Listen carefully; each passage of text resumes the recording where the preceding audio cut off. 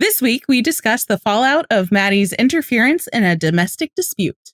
How Hen processes her guilt and gets her groove back. And the super gay belt buckle grab heard around the world. Have you ever watched something that completely rewired your brain chemistry? A procedural network drama might not be your usual pick, but it's ours. This is The Buddie System, a 911 deep dive podcast hosted by three friends who have DM'd each other enough character dissertations to earn a PhD in media literacy. I'm Han, coming to you straight from the characters' heads. I'm Sil, bringing you to the observation deck.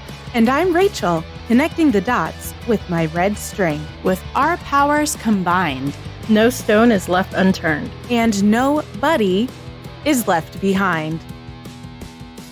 This episode brought to you by homoerotic kitchen chats with your best bro. Welcome to Dispatch. What's on call this week? This week, we're discussing Season 3, Episode 9, titled Fallout. Written by Juan Carlos Cotto, directed by Marcus Stokes. The director of photography is Dwayne Milwaukee. And it originally aired November 25th, 2019. All right, let's get into some of the calls of the week. The first one is Olivia's Comet. Yes, I know it's a meteor, but just go with it, okay?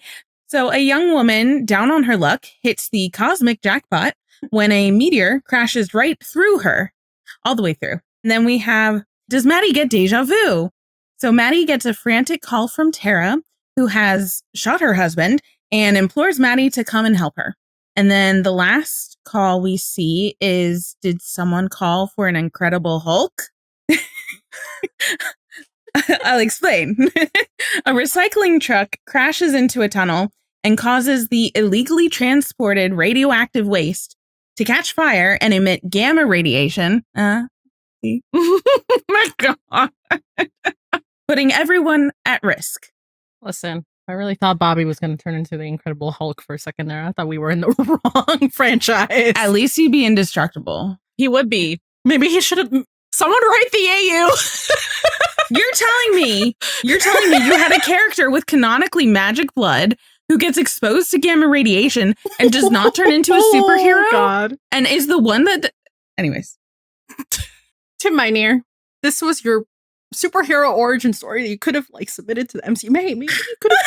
You and Feige, for your consideration. Oh, that would be scary. To the MCU. You know what? Never mind. Minear and Feige? I'm scared. Actually, no, that's terrifying. That's terrifying. That's also opening up the possibility of getting told the evil bald people.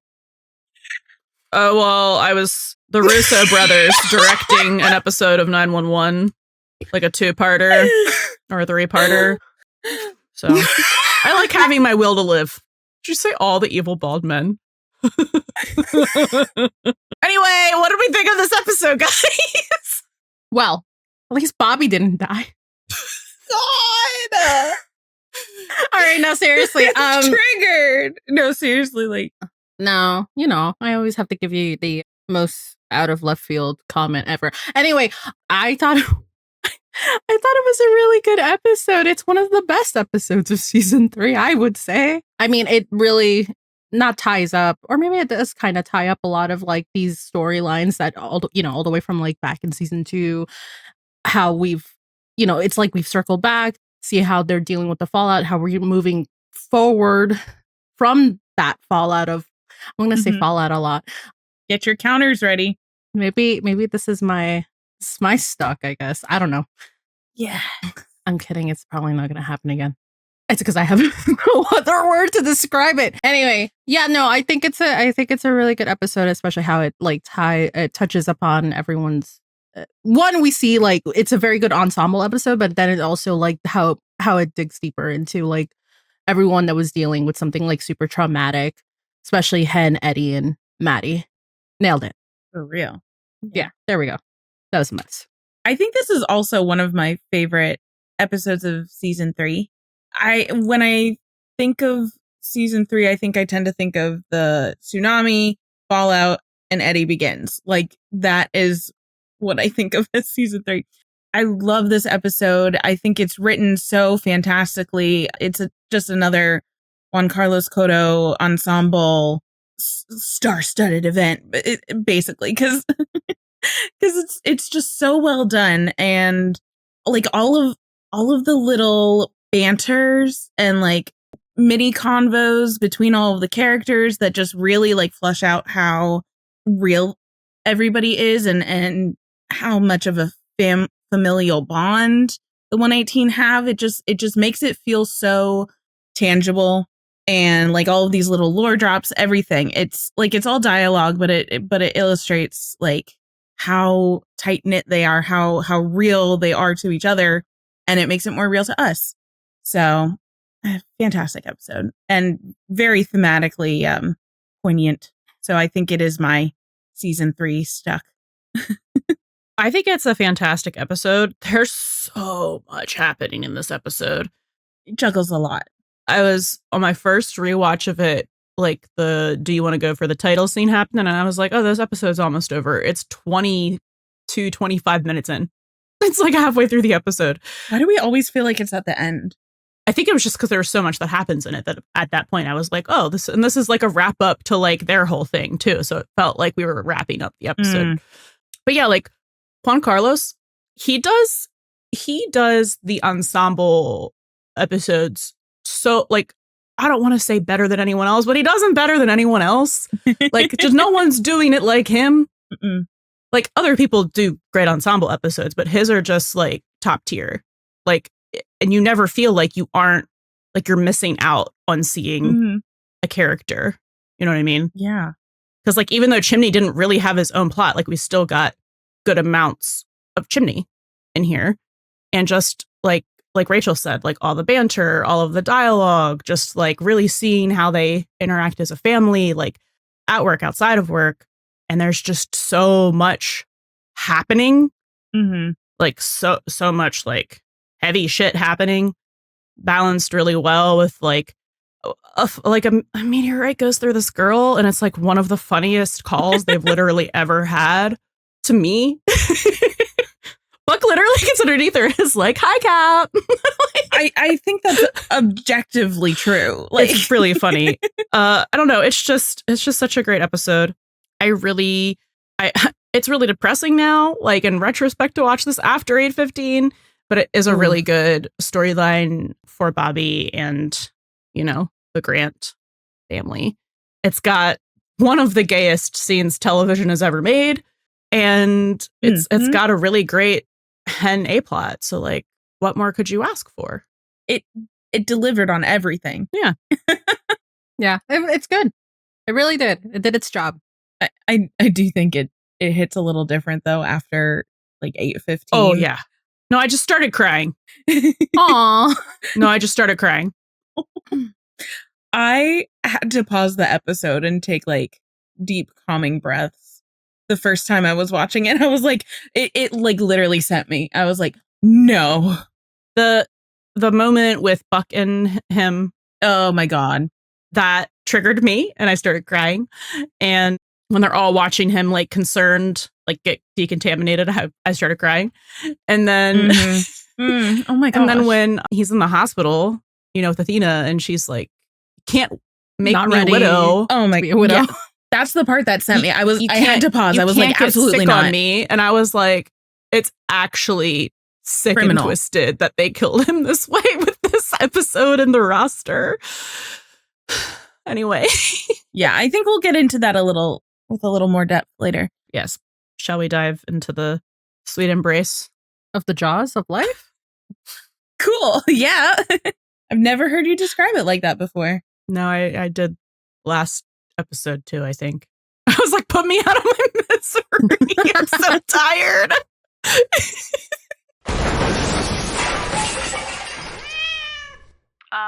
We're gonna need the jaws of life over here. All right. So I think I mentioned this last week, but there were a couple articles or interviews with Aisha Hines that came out for this episode talking about Hen and her arc with these last few following the ambulance crash.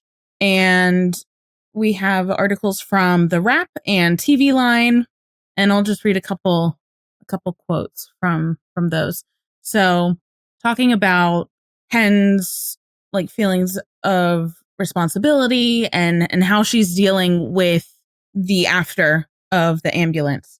She says, I think that Hen is flooded with emotion and making it a little bit difficult for her to find her path right now because she's trying her best to decipher what that story is. What are the facts?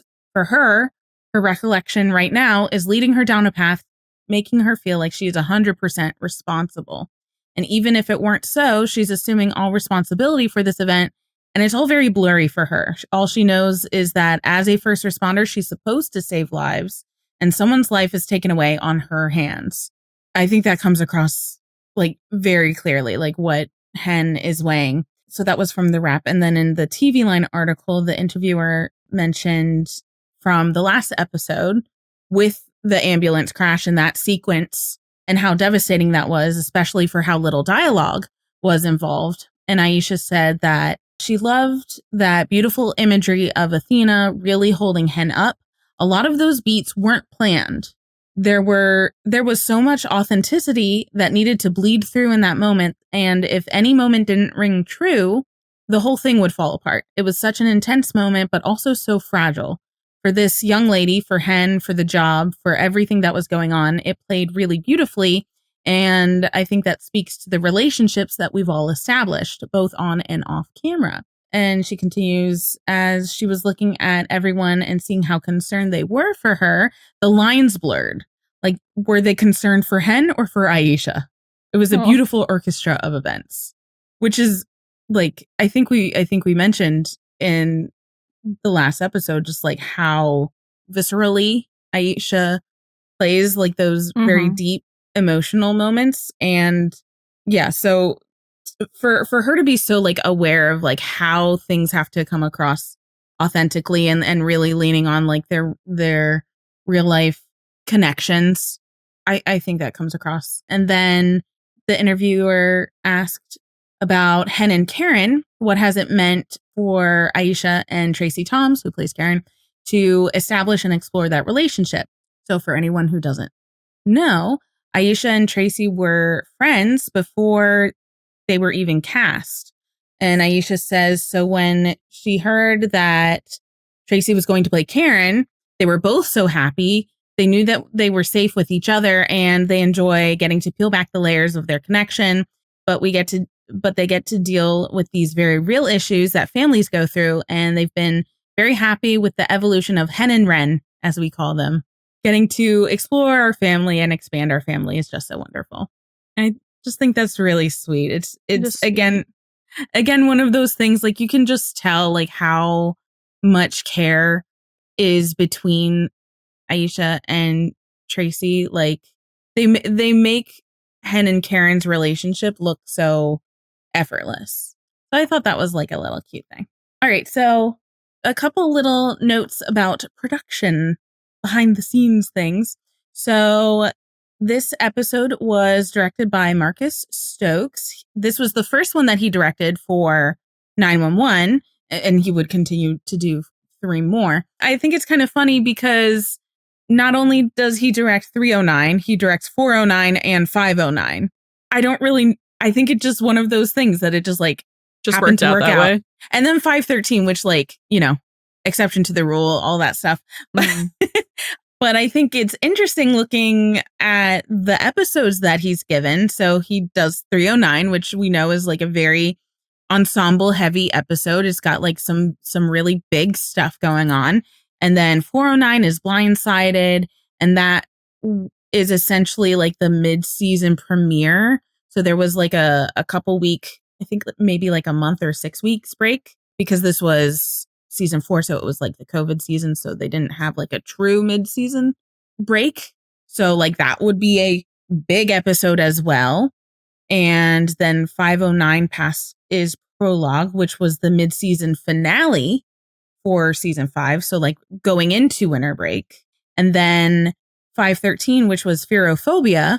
And I think all of these episodes have a lot to do with like Maddie and Eddie. And but Fearophobia is an episode coming back from a 2-week break. So it is interesting how his resume of 911 episodes seems to have like a lot of big emotional legwork, but also with big like visual effects. I mean, 911 is known for that, but just like big stuff happening. Oh, and lots of like car things, because we get this one with the truck. Past is prologue. Oh, is that the one, or is it Blindsided? Blindsided is the one with, I think, Maddie giving birth to G and Albert getting in the car crash, or was that Past is prologue? That is the 30-year-old cold case of the casino robbery. Past is prologue or Blindsided? Yeah. Then there's an abandoned oil well, eruption. What else happened? Buck fears his relationship with Taylor might be ending. Hen meets a man from her mother Tony's past. Yeah, so it has a lot to do with like the same, kind of like the same characters, I think, which is just kind of interesting. I like figuring out like a tie to put those all together. And then this episode is obviously written by Juan Carlos Cotto, and he tends to write like very ensemble heavy episodes. His first episode in season 2 was Dosed, which we lauded as like fantastic, one of my favorite episodes of the season. But just to like come out of the gate swinging, getting everybody's characters so true to form. And I think he really handles that very well. Like we see in this episode, everybody is just like these little quips, these little lore drops. That's just like so perfect to round out the characters more. And then he also teams up with the same director, Stokes, for 513. So Fearophobia. So I like to see when multiple writers and directors like end up working on the same stuff. That was also co-written by Andrew Myers. So just fantastic. Love Andrew team Myers. Overall. I have a little tidbit, a little fun fact of when I should probably look at this more, because I think they do draw a lot from like actual real life emergency calls. Oh yeah. Or like, you know, history, things that have happened. But I was I was like, could someone actually survive this with a meteor strike? Like, I know that they explain it, but I was like, okay, like I was like, Buckipedia pops out and he's like, one other person hit by a meteorite in the 50s. And I was like, okay, that's got to be true.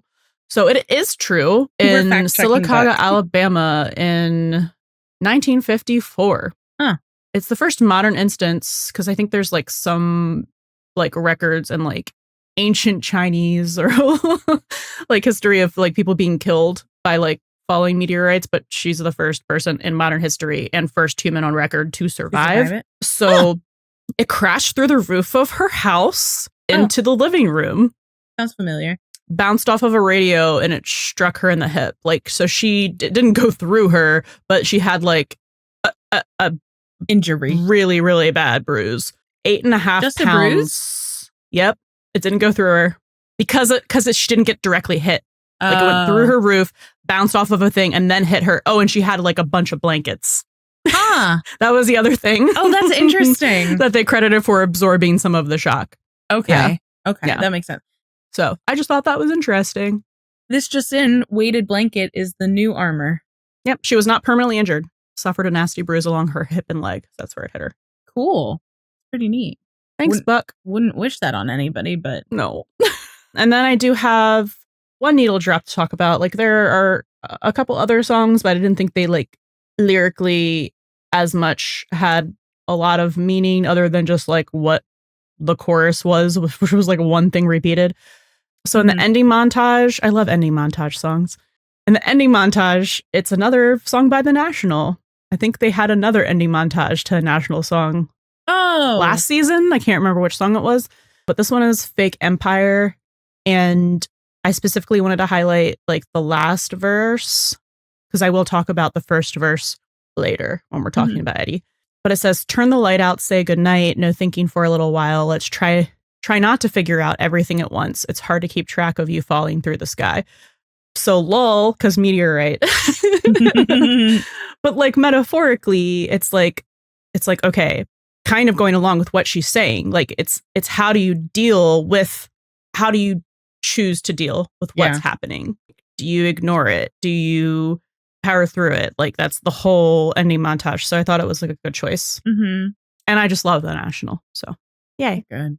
That's cool. Ending montage songs are so important. They are. Bring back a couple times a season. We haven't had a voiceover. I know I complained about this in the first season. You did. But it's because I hate Abby doing it, but she's gone. Wow. So free. I didn't want to be learning lessons from Abby. She needed to go to therapy, not fuck someone in their mid-20s and use them. Thank you. Need to go to therapy. Anyway, bring that back a couple of times a season, like for the very big episodes where you're like everyone's learning a big lesson. Mm-hmm. I think that would be cool. I miss them. It's such a like quintessential 911 thing, and we haven't done it for a long time. When was the last time we had it? Hasn't been since we moved to ABC. I don't think so. I feel like, wasn't it like 5? It was 5 or 6, I think.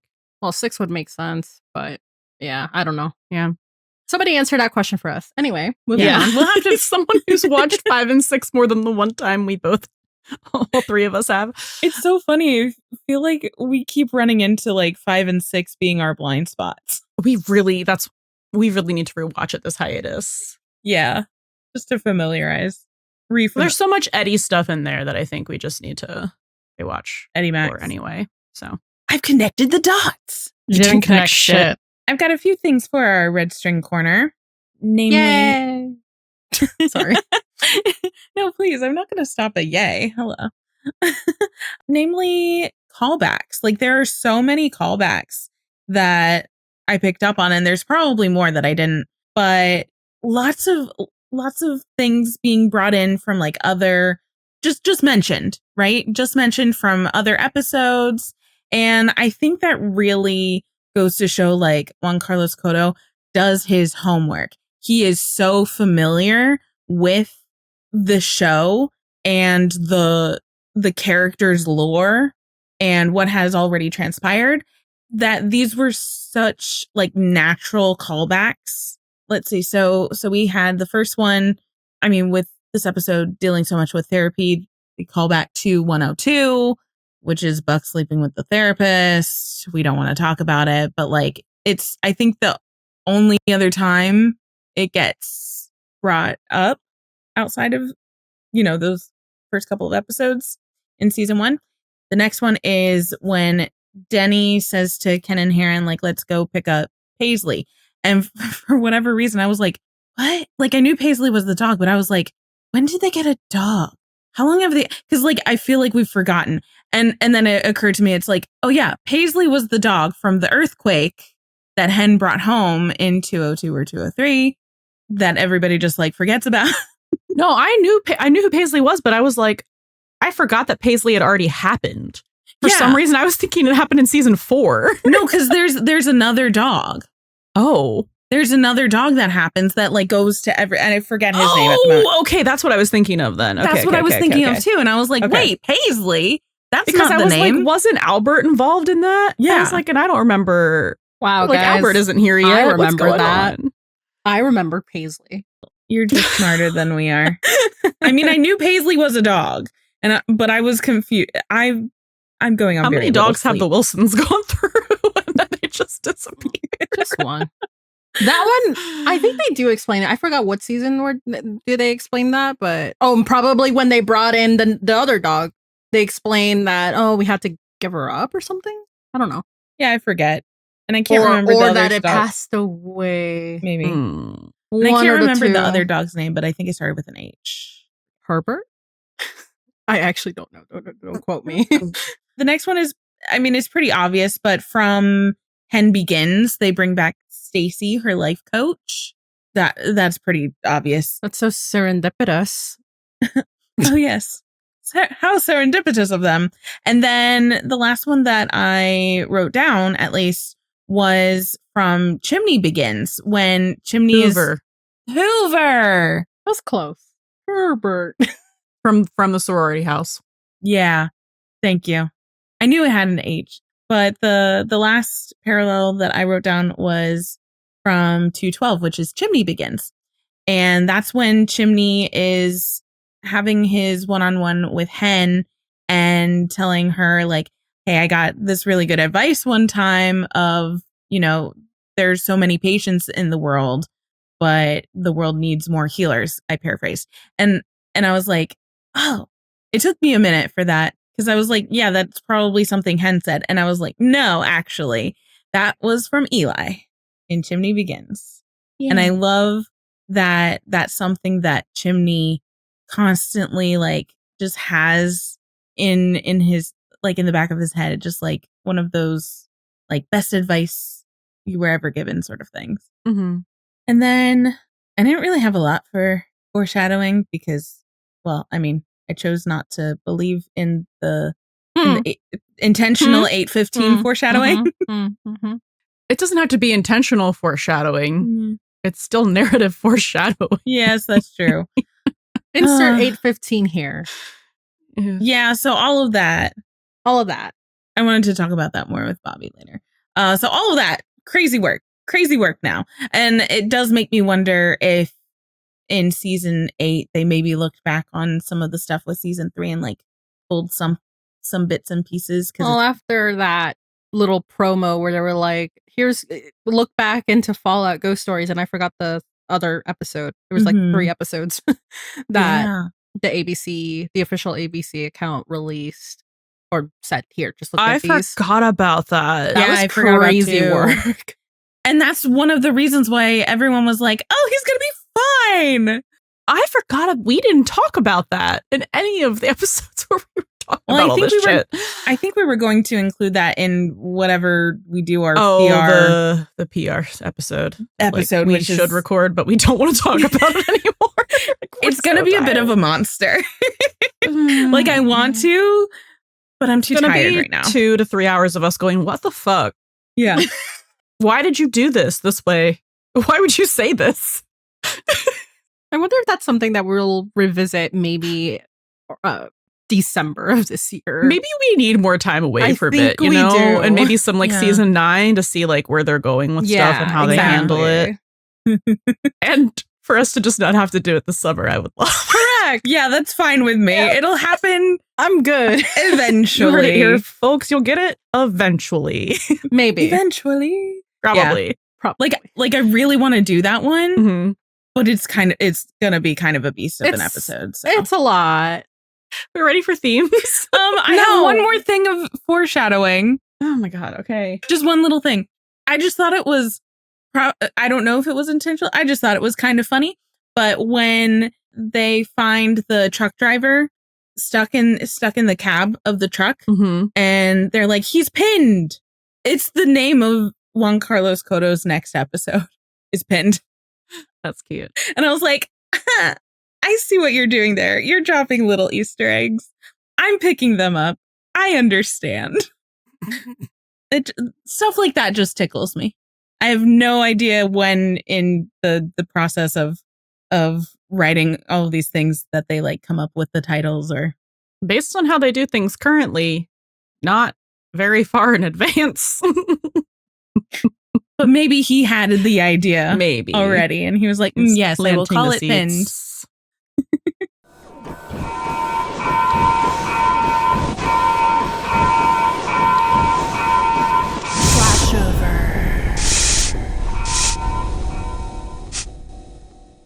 Okay, themes.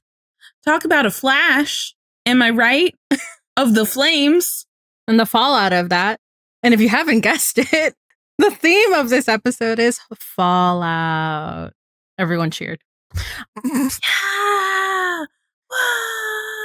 Okay, so yeah, we go through the episode walking with our 3 mains through the fallout of some of their storylines and their adverse side effects and results of the situations that they've been. So that's one of the big main themes of the episode. And literal fallout. Oh, and literal fallout from the calls too.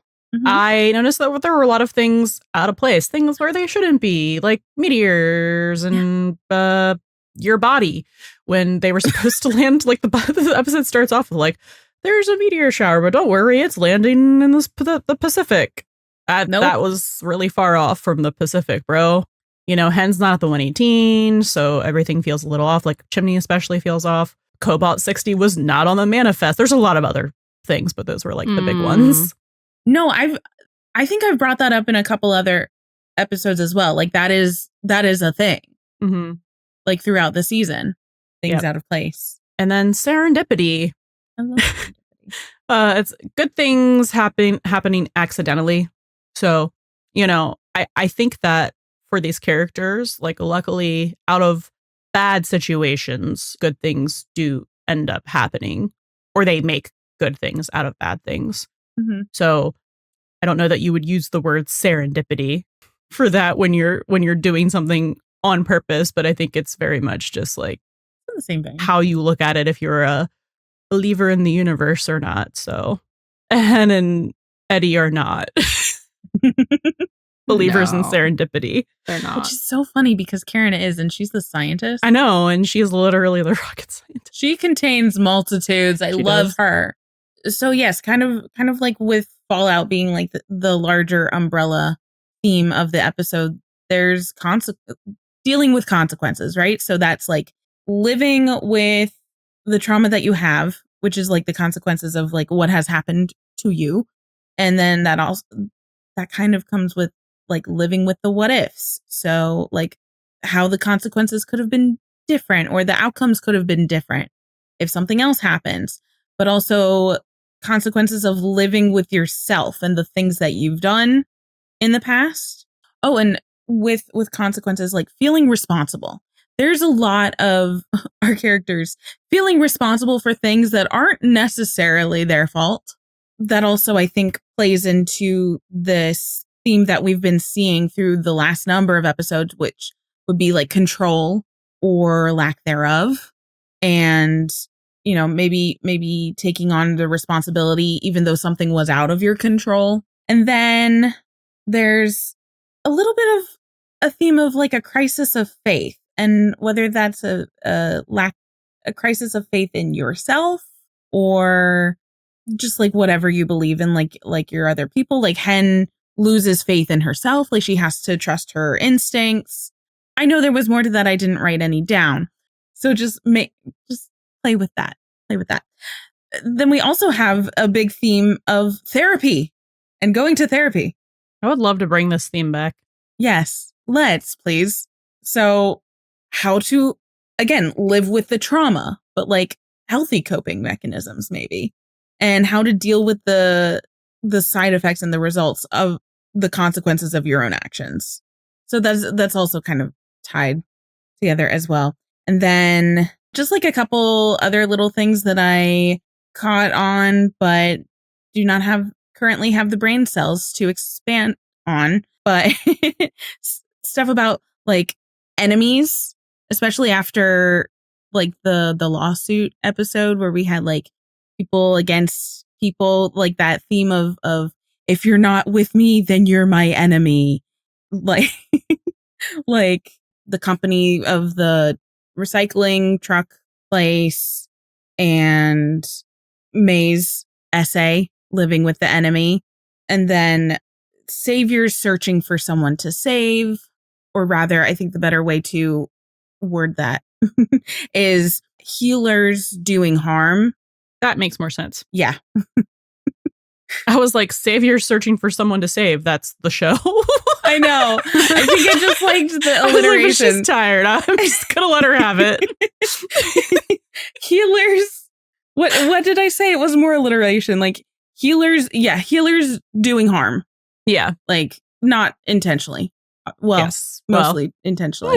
Yeah, like Eddie did it intentionally. And gratitude kind of, I feel like, goes a little bit with serendipity, but when something like that serendipitous happens and you're able to find a moment of gratitude for that is really nice as well. And I think we see some of the characters like understand that. I mean, it's mostly Hen. And then anticipation. So not knowing a moment is important until later. Like hindsight bias is 2020. Yeah, that's it. That's all I got. Okay, folks. I was just waiting for you to be done. I noticed that breaking cycles was kind of a theme here. Ooh. I like that. Specifically with Athena and Michael, with how, like, we don't know anything about Michael's parents, but we know about Athena's parents. And, you know, when they were having that conversation about like how they agreed to raise their kids to, you know, TLDR, support them no matter what, even if they don't agree with them, you know, so breaking that cycle where we know that, you know, Athena's mom very much did not do that. And that's actually like a common thing with, like, I think a lot of older parents, like older generations, that it's very much like they had a plan for their kids. And, you know, if you're not following that plan or you're not falling in line with their beliefs, then it's a problem. It's a point of contention. And so them making the conscious effort to break that cycle and do better and be different.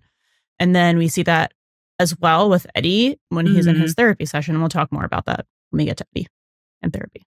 And also Maddie too, a little bit, right? Because she's trying to help Tara break the cycle. Yeah, I guess. Yeah, she is. Because Maddie has broken the cycle for herself. Yeah. So she's trying to like pay it forward. Yeah. That one doesn't work out so well. It does. No. No. I mean, she saves the guy's life, so she won't live with regret about that. But like, she went back to the guy, so. Listen, Maddie tried. Maddie she did redeemed try. herself. Yes. Mm-hmm. Hey! Where's the fire?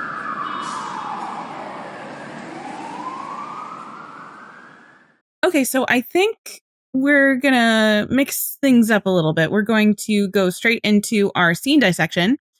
No, I'm sorry. I just looked at my notes, and instead of typing Frank, it says frack.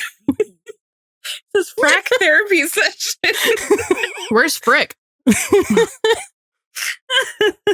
He's late for his appointment. So for our scene dissection, we're going to be talking about the therapy montage with Hen, Maddie, and Eddie, with Frank, the therapist, who we get introduced to. And I think this scene is really interesting because it shows like the three characters and how they're in therapy for very, very different reasons. And they like state it. But similar reasons.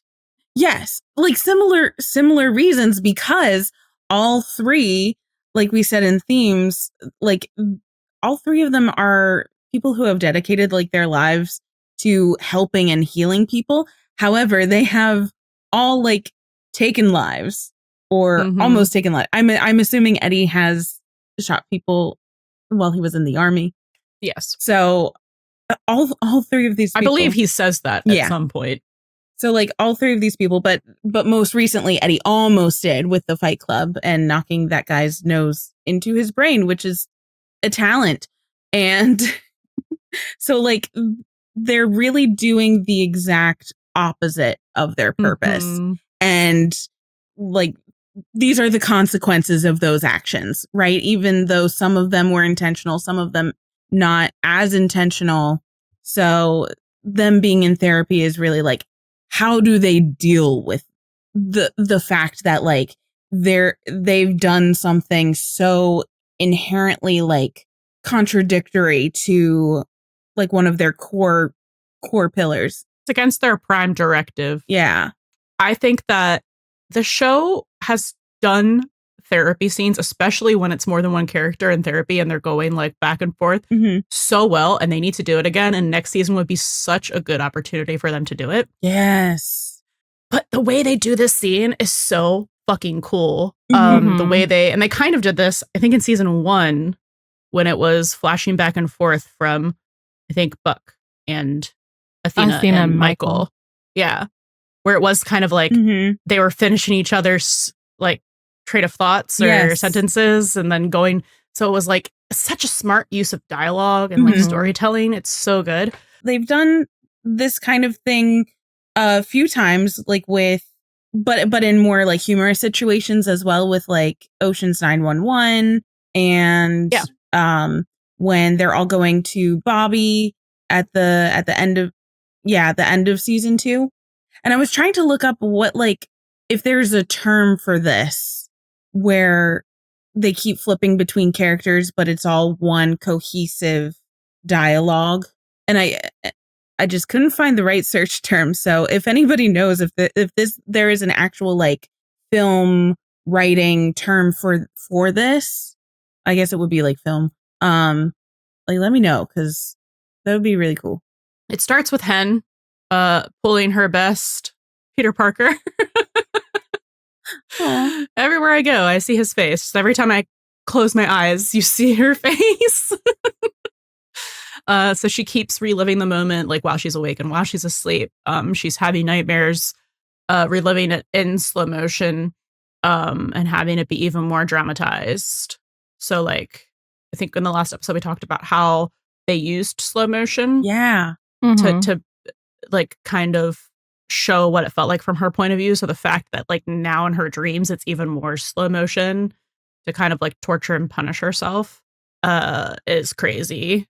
And it really shows like how that moment from the last episode was like those slow-mo cuts was really from Hen's point of view, especially if you're like ruminating it over and over again, because like, you know, sometimes if you drop something, you see it happen in slow motion, even though like that's not how time works. But like your memory of it gets distorted. And I think that's what she's kind of doing to herself a little bit as well, because, you know, like later on she says like she doesn't remember pushing the button.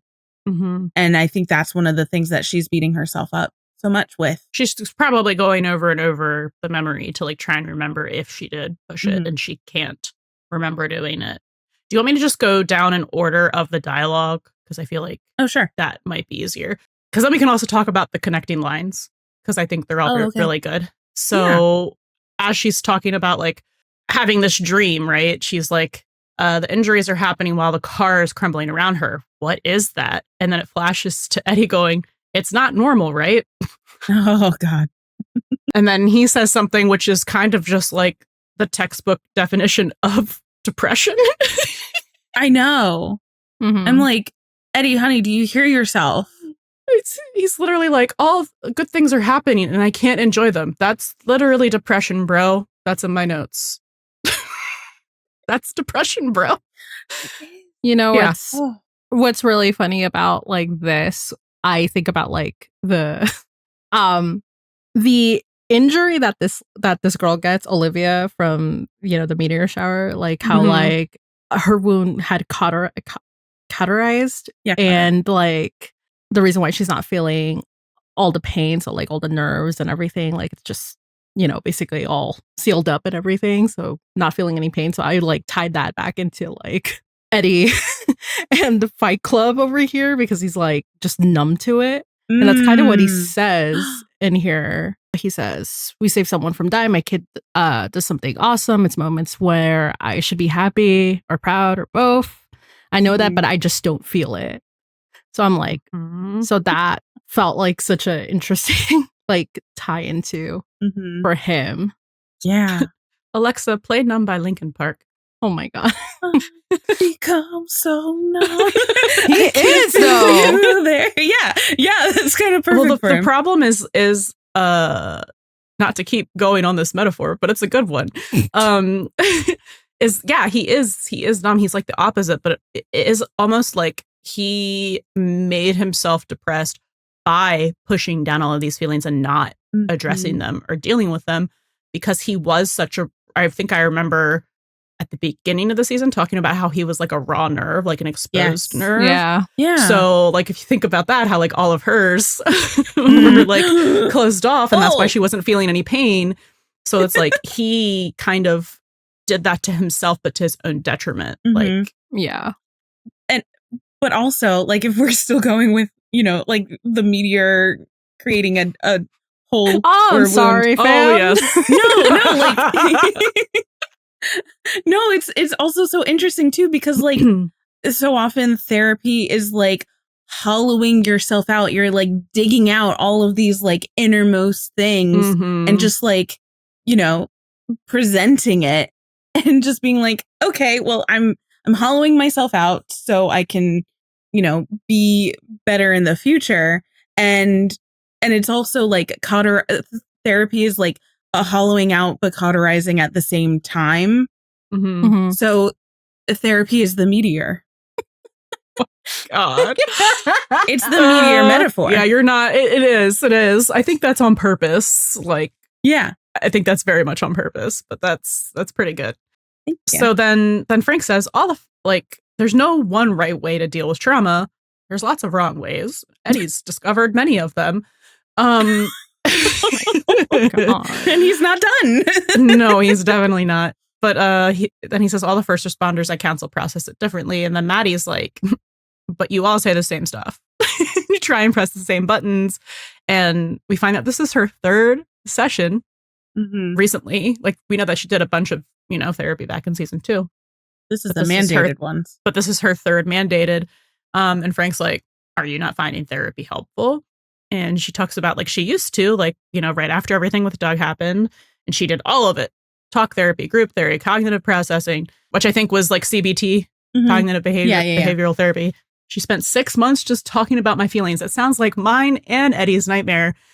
But like, if we think back to, to like 14 and stuff, when she, like that time when she and Buck were having lunch or something in the diner, and she's just like, I'm so done with talking about my feelings. Like, I'm not sure she really was like thinking that it was working for her, because she was just like, I just want to be done talking about this stuff. So like, I don't know if she's being like as like super truthful, or she's just like understanding the benefits of what that was doing for her, like in hindsight, like looking back. I think it's a bit of both, because I think it did help her, but I don't think she was completely honest. Like she ends up being at the end of this episode, about all of her feelings about it. So like, your therapist can only help you with what you tell them. The name of the game. Yeah. So he says, why do you keep coming back? And she's like, I was already here by my boss. Then we flash to Hen saying, I know I need help to process this. And then to Eddie, who says, I don't want my kid to be like me. So I love when they do this shit. Because it's one question, and it's all 3 of their answers. Yes. It's just so good. Yeah. Maddie's like, they told me I have to be. Hen is very much healthy, like, I need help to process this. And Eddie's like, obviously it's about his kid, because like otherwise he wouldn't be doing it. Yeah, I think that's so well done to have that question be answered by all of them, because it shows so much of their character, like so much about their character just with one line, but also like their character motivations for so much. So Eddie talks about his reason for being there. I don't want my kid to be like me. Because what have we always said about Eddie? He hates himself. But specifically, there's an incident that's making him feel like this. And he talks about it, like how Chris is always happy and open, ready to share every thought in his head. But his kid was hurting. He was in pain. And he felt like he had to hide it from him. And that's not okay. Like, he doesn't want him to have to do that. And I thought that this was so interesting. Is this like one of those moments, to me, like it feels like one of those moments when you see like where it's like Chris is a mirror of Eddie, in a way. That's how I interpret that. Yep. Yeah, I think I was reading a lot of what Eddie was saying, because it was so centered around Chris, but I think it could so easily be taken as like a thinly veiled projection. Yeah. Like he's talking about himself through Christopher, and that's like the easiest way for him to open up. So he is saying, without really saying it, that this is how he had to be as a kid. Yeah. He had to hide his own feelings and pretend he was okay. Yeah. The only difference is that he is not his parents, because with his parents, he had to act like he was okay. But with him, like, he wants Chris to open up. So yeah, he doesn't want Chris to be like him. It's obviously different situations, because like Eddie did it because he didn't want to deal with whatever the negative ramifications were of him expressing his feelings. So I'm sure it was some version of boys don't cry and that kind of bullshit coming from Ramon. So, and he had to be the man of the house. So he did. He just had to suck it up. Yeah. So unfortunately, we've talked about this too, where like Christopher is such an observant kid.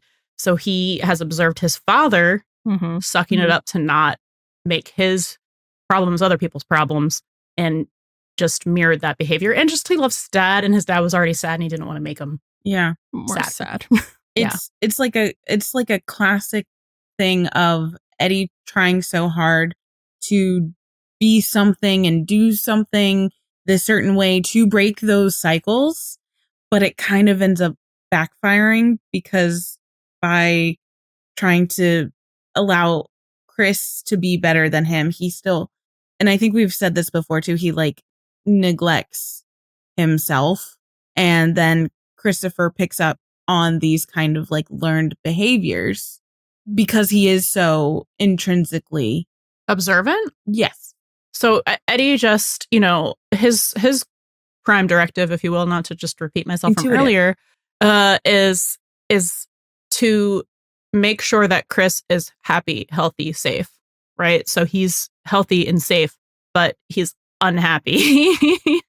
And the fact that his kid was in pain and hid it from him, and that it was because of him, is killing him.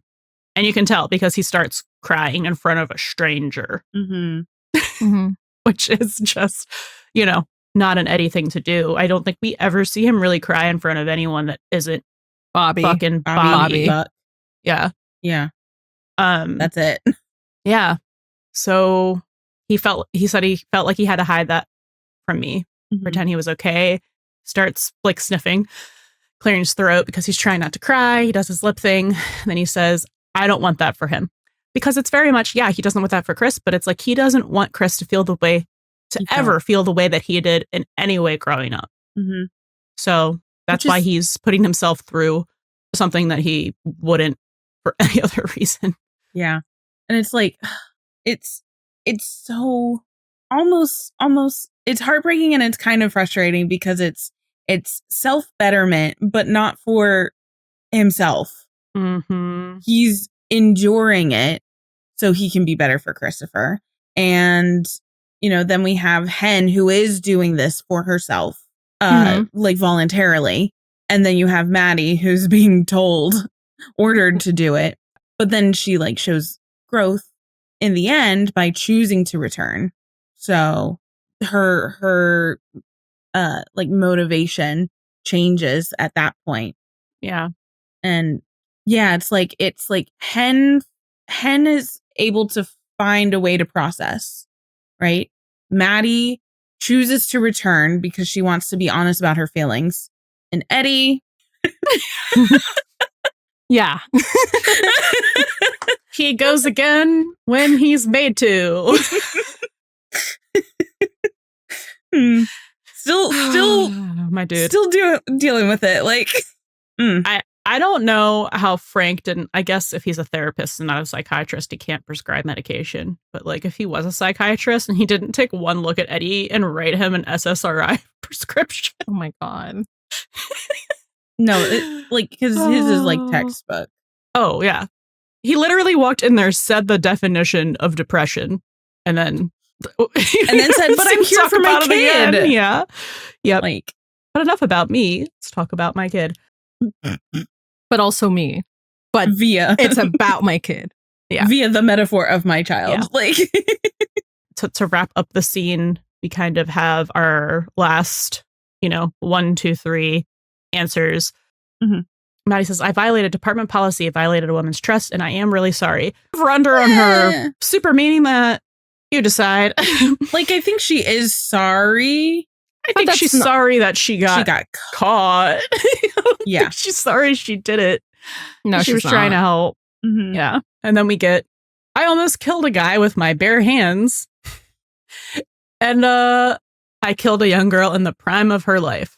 And then we get finally a glimpse into the actual what's going on with Maddie. She says, I survived, Doug didn't. I just love having the three of them be the focal point for this episode because they've all gone through like at the core of it, like something kind of similar with like the taking of a life. yet we're able to explore it in so many different ways. Mm-hmm. And I think that's really well done and really it's like this is a fantastic just like character study scene, but also just like character study episode. Yeah, agreed. We can move on to Who's cooking? Who's Cookin? All right, so now we'll get into more of the character arcs, keeping in mind what we've just discussed with the therapy stuff. So Bobby sitting Hen down and him telling her what like the official ruling of the investigation is and how she is officially absolved of all responsibility because they figured out what happened and it was like the circuit thing didn't go. So she did press the button. And I think it's so interesting that she later on with Karen says like, I don't remember pressing the button, yet it's in the report. Karen says that as well, but it's different when it's like, sure, the report can say. She's obviously not putting a lot of trust in the report because she needs to put trust in herself, or she needs to regain that trust in herself and her own instincts. But she doesn't remember pressing the button because it's something so instinctual, so habitual for her. And she just can't let that go. Mm-hmm. Yeah, and I mean, Karen makes a great point. She's like, did you remember putting your seatbelt on? Mm-hmm. Like, I brushed my teeth this morning, but I don't remember doing it. Like, you know, there's just so many like things that we do every day that we don't remember doing, but assume that we did them. Mm-hmm. So it still doesn't get through to her because it's, you know, she might not legally be at fault, but she still feels like it is her fault because she's like, I mean, she's like, I hit her. Like she still did. Like she was the person who hit her. So yeah, that's going to weigh on your conscience, especially for someone like Hen, who's dedicated so much of her life to helping people, to healing people. Yeah. So yeah, she has the conversation with Bobby where like she doesn't look relieved at all. And Bobby is like, you just take the time that you need and like come back when you're ready. And then she has this really lovely talk with Chim. I loved seeing them. I need more Hen and Chim together scenes. like that. Yes, please. Yeah, it was so lovely to see Chim being so supportive of her and imparting that like nugget of wisdom that he received from Eli however many years ago that has obviously stayed with him.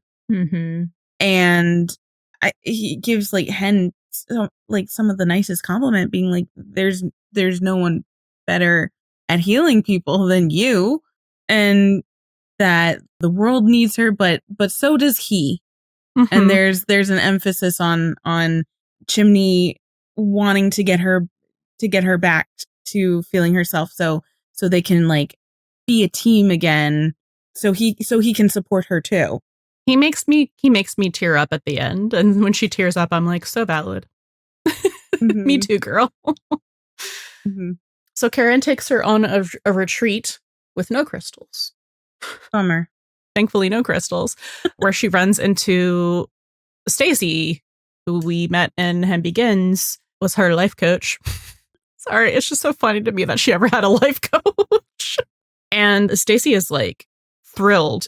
Yeah, beyond. And insists on like treating them to dinner. And like Karen has to like talk her into it because she's like, what am I supposed to do? Show up and small talk? And it's like, what have you been up to? Oh, well, I became a paramedic and most recently I killed someone. Which again is factually and officially untrue, but it doesn't feel untrue to Hen. But like that was such a crazy line. I loved her delivery of that too. Me too. It felt so just like fed up. Yeah. So she goes, you know, because she's gonna do anything Karen asks of her. Right. So she goes to dinner and Stacy does end up getting through to her, like I think more than anything else has, talking about how like Karen specifically asks her, like, you know, you had the near-death experience, or like, did you see anything? And then she goes on this list of talking about all the things that she has seen, like as in living her life. Like she got a second chance at life because of Hen. And I thought that was so beautiful. It's so beautiful. It's exactly what you're supposed to feel when you're watching the Your Voice Matters montage. But this was serendipitous and not like an illegal thing that your coworker and boss put together. So I just thought it was a really lovely scene because you don't see a lot of follow-up of like the difference that you make in someone's life. And I think just because she has been doing this for so long and this was the first person she saved, like there's so much of a life to be like, my daughter got married. I got to meet my grandkids. I got to travel the world. Like that's so much stuff to be like, oh, wow. Like she was able to do all of that because I saved her. Like that's a really good like dose of perspective and like reality, I think, to like kind of tug her out of the guilt spiral. I think also for Hen, who we always say is like the best compartmentalizer, and this is the perfect opportunity for her to really go beyond those glass doors. That idea that was set up in season 1, because I think she crosses that boundary the least frequently out of everybody else. If I'm making that general statement correctly. But so I think this like really clues her into, you know, what happens beyond those glass doors, and it comes at a perfect moment for her because it's just like it really instills the idea of, you know, ruminating on the what ifs, right? That we see a lot in this episode. So for Hen to now think like, what if she didn't save or couldn't save Stacy's life way back when? Stacy would not have been able to do all of these things that made her so happy and made other people happy. So like for Hen, the reach of her, what am I trying to say? The reach of her actions. The ripple effect. Yes, thank you. The ripple effect is exponential, like in a way that she, I don't think really fully thought about or understood quite to that extent before. And I also just like really think it's so interesting that it's Karen who is so kind of like insistent on believing in this idea of serendipity and near-death experiences. Like, did you see anything, you know, like on the other side sort of stuff? I think that's so interesting, especially because she is the scientist as well. So she's like, you would think very logic-based, but we see this kind of like spiritual, almost like mystical side of her as well, that I think is such a great counterbalance to Hen. It is. It's also how I know that whenever the 118 has gatherings, that Buck and Hen are in a corner somewhere talking about random facts and metaphysical shit. Wait, Buck and Hen or Buck and Karen? Sorry, Buck and Karen. Yeah. Yeah. Oh, yeah, Mr. I believe in full moons. Yes. And, oh, yes, I believe in serendipity. How serendipitous of this. Yeah. It's going to be like, oh, my God, I watched this documentary on blah, blah, blah science thing. And they'll talk about that. Like and then the pseudosciences? Yeah. And then, no, like actual science stuff. But then it will also digress into, okay, but like aliens, right? 100%. I would also be in that corner with them. You like, would. I'm not even going to lie. You would. I would be in the corner with Eddie going, oh my God. But yeah, so then we see them get home from the retreat in this really cute scene where like they're complaining about the traffic and like you were supposed to go on the retreat to like, what did she say, recharge and reconnect, and like we only got half of the equation. And she's saying, Hen is saying to Karen, like, I feel like you got shortchanged. So Karen says I did. Yeah. She says that she did. And then they have this really lovely conversation where it's like you see them reconnecting after, which I'm so glad they had this conversation and it wasn't just like, oh, now that Hen's in crisis, like we never talk about Karen's feelings about this ever again. Like it's just dropped. But she says all the stuff Stacey said about the living in the moment and being grateful for it. I'm grateful for you and for Denny. And Hen says, I was worried for a minute there that maybe we weren't enough. And I was worried I wasn't enough for you. And they like don't they share that sentiment? They to do, each other? yeah. Like Karen flips it around and is like you could go find somebody else. I know that most of that was the hormones talking, but like they're really loud. It's so cute. Yeah. And then Hen says like such a romantic thing, and then their kid interrupts them.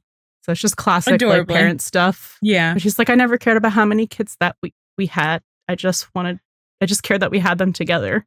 So like they may not have been able to do that reconnection on the retreat, but by talking about it now, they are connecting in that way. They're communicating the way that they normally do as true partners. It's like them confiding in each other with that vulnerability of like each of them thinking like I didn't feel like I was enough. But now that they both recognize that in themselves and in each other, they can move forward with that as well in like a healthy way, which is so nice. So like that retreat really did do what it was supposed to do for them. Then we just see at the end of the episode that Hen comes back to work. Oh yeah. And everyone greets her with cheers and big giant hugs. And then like the bell goes off almost immediately. Of course. And who said the Q word? And like she's going to the ambulance with Jim, and he's like walking like he's going to be driving. And she's like, no, I got it. So like she's back. She's really worked through it. And she's, literally back on the horse. Yeah. Like she's not like skirting around the trigger that it could be to drive it again. She's just got facing it head on. Yeah, she's got her confidence back in herself and her abilities. Yeah.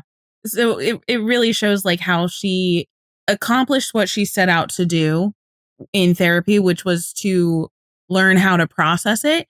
And she is, I mean, not that that's ever like a finished thing necessarily, but like she has processed it to the best of her abilities. And now she has figured out the best way for her to move on. And I really do love that scene at the end where she gets the welcome back. I think that's so cute. And I know in my heart that was barely any acting. Oh, for sure. Like you hear Oliver's like true belly laugh. Yeah. Like his little yuck laugh. His movement when he's like like shaking everybody in the big hug. I'm just like, oh yeah, this is not. This is just Oliver hugging Aisha, giving Aisha all of the flowers. Yeah, I think it's all of them like as themselves because they're like, it sounds like the genuine laugh that we hear from the behind the scenes videos as well. So I'm just like, oh. Well, no one else got to film with her except for the one scene that she had with Bobby and with Jim. So I'm sure Oliver missed his bestie for the however many weeks they were working on it. Who knows? Maddie? Oh, Maddie. Girl. What are we doing? You is not okay. Yeah. She says she's sorry, but she's not really. So as opposed to Hen, who is very genuinely like searching a way to like process things, Maddie is just like, I'm doing this because I have to be here, going through the motions, kind of, and just like the bare minimum for like the therapy stuff and trying to move on, but not processing anything.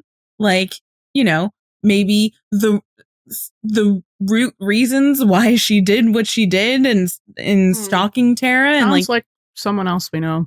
And that's why this episode is so great, because it has like the Hen parallels, but the Maddie parallels, the Eddie parallels, the Bobby parallels. I'll talk about that later.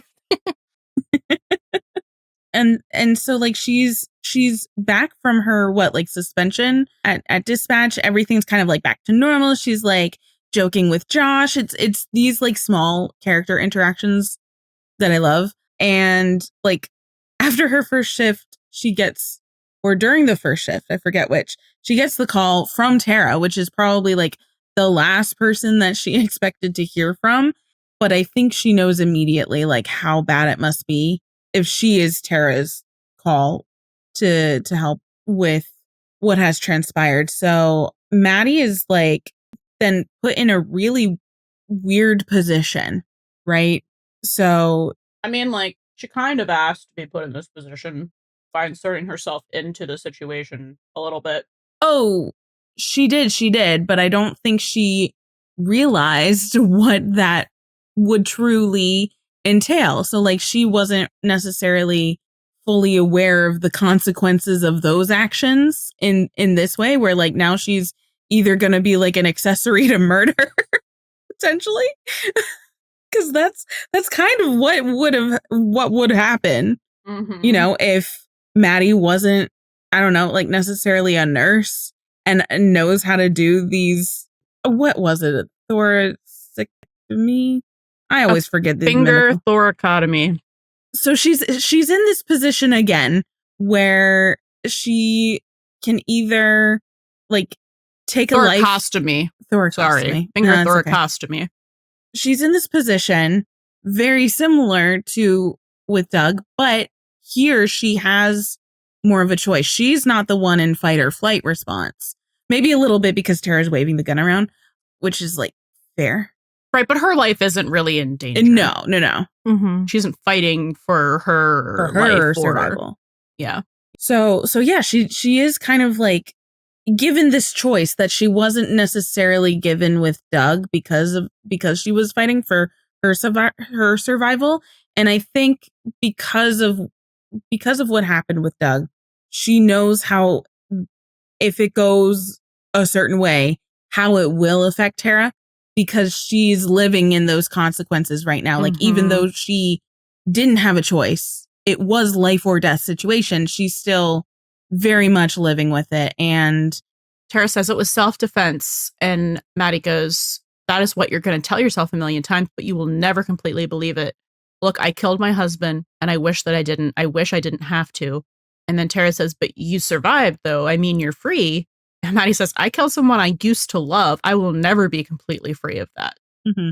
Yeah, it's always going to be there. And I think, yeah, there's just like an aspect of permanence well, that seems like a stupid thing to say because death is permanent for most people.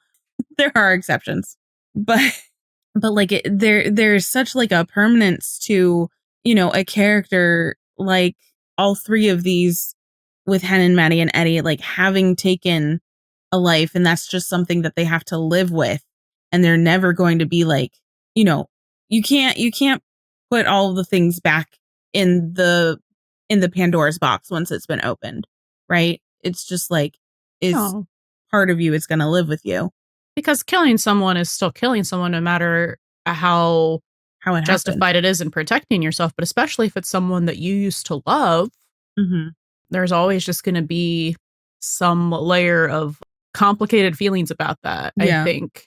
Understatement. And when she's in the hospital with Buck later, he says, like, a finger thoracostomy, it's kind of badass. Come on, you saved a guy's life, you know, one who seriously did not deserve it. And she says, no, nobody deserves to die. So I think it's not just that she killed someone she used to love. It's like, she's a nurse. Yeah. She literally took an oath to do no harm. So, you know, it's not just the being a first responder. It's like, she was a nurse. She was a medical professional. Like, I think it's just part of her more than it would just be another random person to do no harm. Yeah. So I think it's a little bit like, as much as she's doing this for Tara, like she's saving him because she's a nurse and she doesn't want to do any harm, but she's also doing it for Tara. I think a little bit of it is saving Vincent. Maddie's doing that for herself, like a little bit of redemption almost. Like balancing the scales, maybe. I see what you're saying, but I don't know that I completely agree. When I think about like Maddie and for this particular storyline, I do think about like why she started this though, like in the first place. Like, you know, she was triggered by that call, like hearing Tara at the beginning of all of that. And like, I feel like she did like Yes, I think we all agree like what she did was bad, but like she did it with like good intention. I think we can say that she did it with good intentions, right? And her intent was like to help this woman who was like in the same situation that she was in. Clearly, she did it in all the wrong ways. Yeah. So, but like I think this kind of like flips it, like what happens here at the end by her saving Vincent. It does kind of, I do think it kind of does redeem her in a way, because like one, she saves Tara in a way where she doesn't have to go through the trauma of killing someone. That's how she saves her. Even though she goes back to him, but she's saving her from having to deal with that at the end. Yeah. Because if there's one thing she did, that's the one thing that she was able to do. That's the cycle that she broke. Not necessarily like the cycle of abuse, but she broke the cycle of, like Tara having to live with that kind of yes. guilt. Yeah. Yeah. Yeah. I think the problem for me is that I don't know how much, do we ever address this again for her? I can't remember. I feel like this is proper 911. We don't. Okay. So it's just true. From her reaction, because like it ends up that, Vincent lies and says that he accidentally shot himself, and that, he does that because like he tells Tara that like he can forgive her and like they can be different or better or whatever. So she's staying with him, and she tells Maddie that, and Buck says, "You want to stick around in case she needs you?" And she says, "No, I can't help her anymore." So I really think, I don't think she regrets saving Vincent, but I think that she doesn't feel like it's a redemption at all, because it's like, I'm not saying that she feels it. I'm just saying. But in a lot of ways, like I don't know the actual statistics, but like in a lot of domestic cases, I think we did talk about this at some point. Like, women end up dead, right? So she might have saved Vincent, but if Tara's going back to him and is now going to have this held over her head, like she can't ever leave. So what's to say like he has more of the upper hand than ever? Like I just feel like it's a mess. Yeah, I mean that is a whole ass mess. Maybe for Maddie, it's also a little bit of a breaking a cycle for her of her feeling responsible for other people going through that when they are not she ready realizes to be you helped. Cannot help them if they don't want to be helped. Yeah, for sure. So I think it's definitely breaking that cycle of that for within herself. Yeah. Which is unfortunate because it doesn't have the happier ending. I don't think there's any feeling of redemption, any feeling of, oh, I helped, any feeling of anything. I understand that. I think there is a lesson learned. Oh, yeah. But like, I don't know. I see like narratively what you guys are saying. Yeah, I think that's probably how we're thinking of it, like more narratively as opposed to like her inner workings. Yeah, but then she has this like realization that, she can't help someone who doesn't want to be helped anymore. And she chooses to go back to Frank, which we talked about. So it's a nice moment of growth for her, I really think. Yeah. And she says, "You see the meteorite girl, what's her fucking name again?" Olivia. She says, "I used to have this hole inside Oh my me, God. but after having an actual hole, I feel whole." That was the funniest line. And right after that, it cuts to her back with Frank, and Frank says, "I was surprised you called. Your next mandated session's not for another week." And she says, "I know, I just really needed to talk." And he says, "Okay, about?" And then she says, "How I really feel about killing my husband." So finally, yay. All she had to do was project onto someone else for how many episodes? A few. Before she got here, but hey, she's in therapy. Willingly. We got here. Love that for her. Yeah. Oh, I think it's time for Eddie. For the It Girl. So like we already talked about his therapy. Most of the stuff that I have to say about him at Bucks is gay. So that's going to be later. Yeah. But I do think Fair. it is notable to say that like the only other like big Eddie focused scene we have is him over at Buck's, and like it happens right after Buck is with Maddie at the hospital, and they start out talking about, you know, like all the stuff with Maddie. Like, yes, which right. I thought was so funny because it's directly referencing the last episode where Maddie was kind of like affronted at Chimney for basically sharing all of Yeah. their, you know, stuff. And meanwhile, Yeah. Buck is also doing. She's like, you can't tell Hen because then Hen might tell Buck. And Buck will tell Eddie. And Buck will tell Eddie. So, but then Buck uses that to brilliantly segue to talk about, you know, how, yeah, you can't help people unless they want to be helped. Mm-hmm. I think I'm literally just going to really loosely talk about this because it's mostly gay. We have a moment where like Buck sincerely apologizes and like they talk about it. And I think this moment with Buck and then like playing video games with Chris is, and Eddie literally says it, this is my kind of therapy. Mm-hmm. Like it literally is. It's still not, he's not talking about stuff. He's not processing things either. No, but it is a healthy coping mechanism. So yeah, because at least he's able to lean on his support system, yes, which is another like big theme of this, well, the show, but like this season, specifically these last few episodes. And yeah, it is interesting because when Buck does apologize for that, when it cuts to like Eddie's reaction, like it takes him a second to realize like Buck has kind of switched from talking about Maddie to like talking about him, and he's kind of like, oh, we're still doing that. Like I pushed that away, just like everything else. But but yeah, it seemed like he was so surprised that was still weighing on Buck, that Buck was still taking that responsibility. So I guess the only other thing about Eddie individually, so in the ending montage when he's leaving the house with Chris, he glances at the picture that's right by the door that's of Shannon and Chris at the beach. And at that moment of the voiceover, Hen says, there's always going to be pain and the fallout that comes with it. Fallout. So, yeah, that's literally just what's going on with Eddie right now.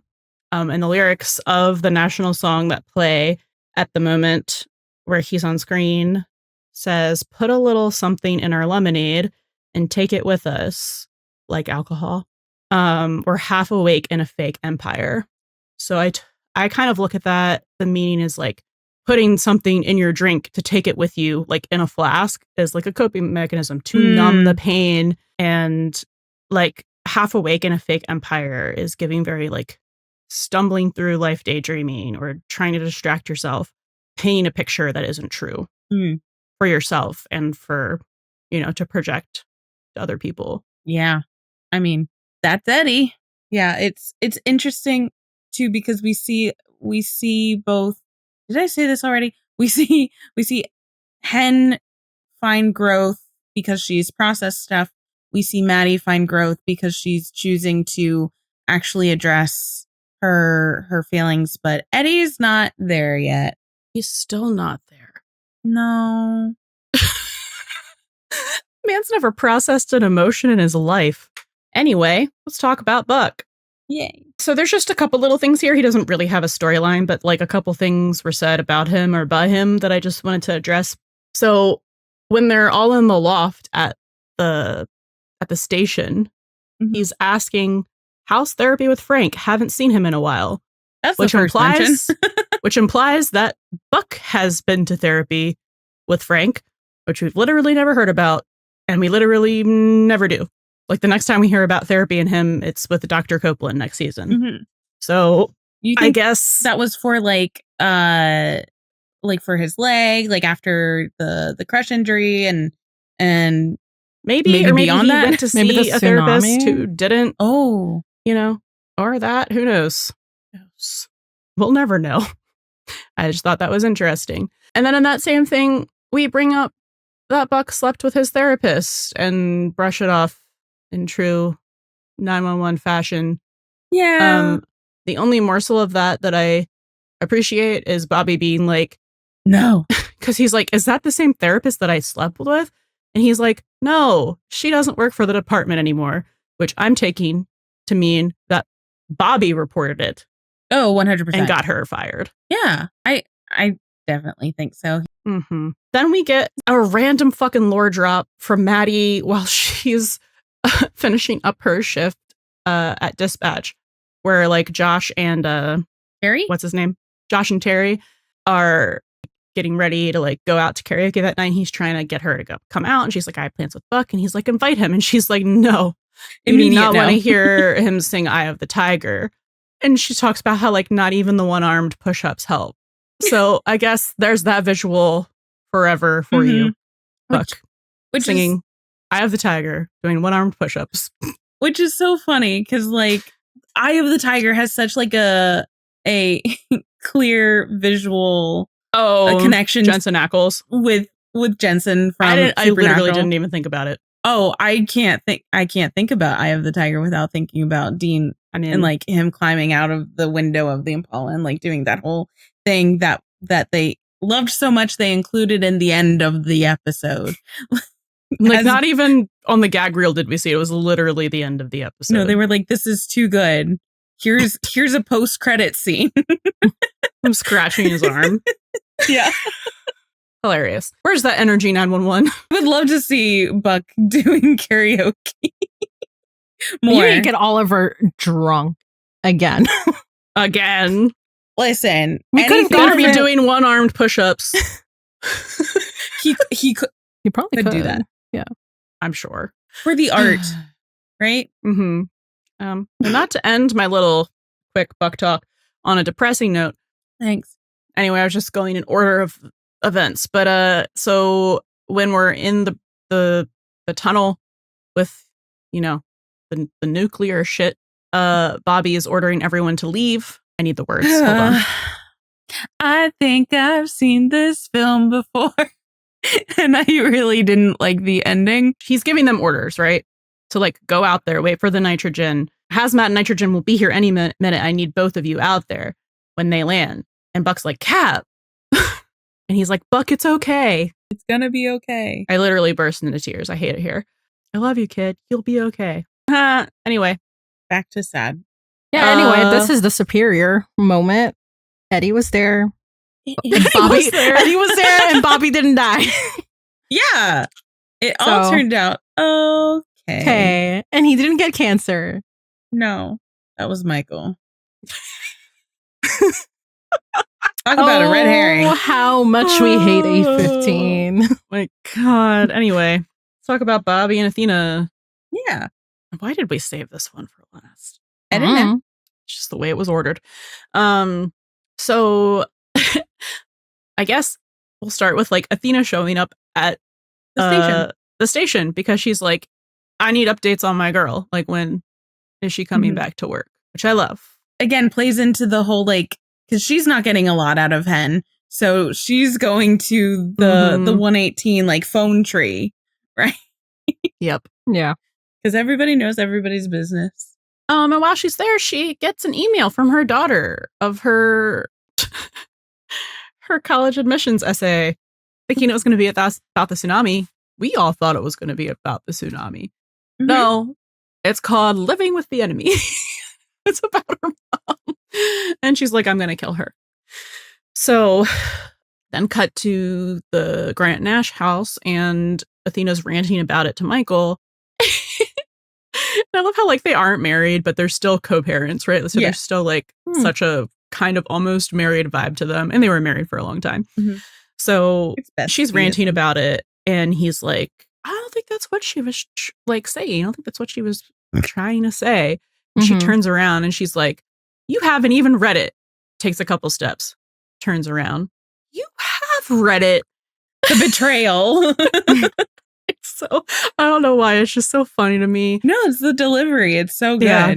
And it's just such a quintessential like parenting moment that I really love and miss with, Michael and Athena, or Michael and Bobby. Or Bobby, all of them. Well, I know I have to miss Bobby and Athena too. So thanks. I forgot for like a moment. How did these kids go from 3 parents to 1? Wild. Technically, I think in universe they still have 2, but anyway, We never see him.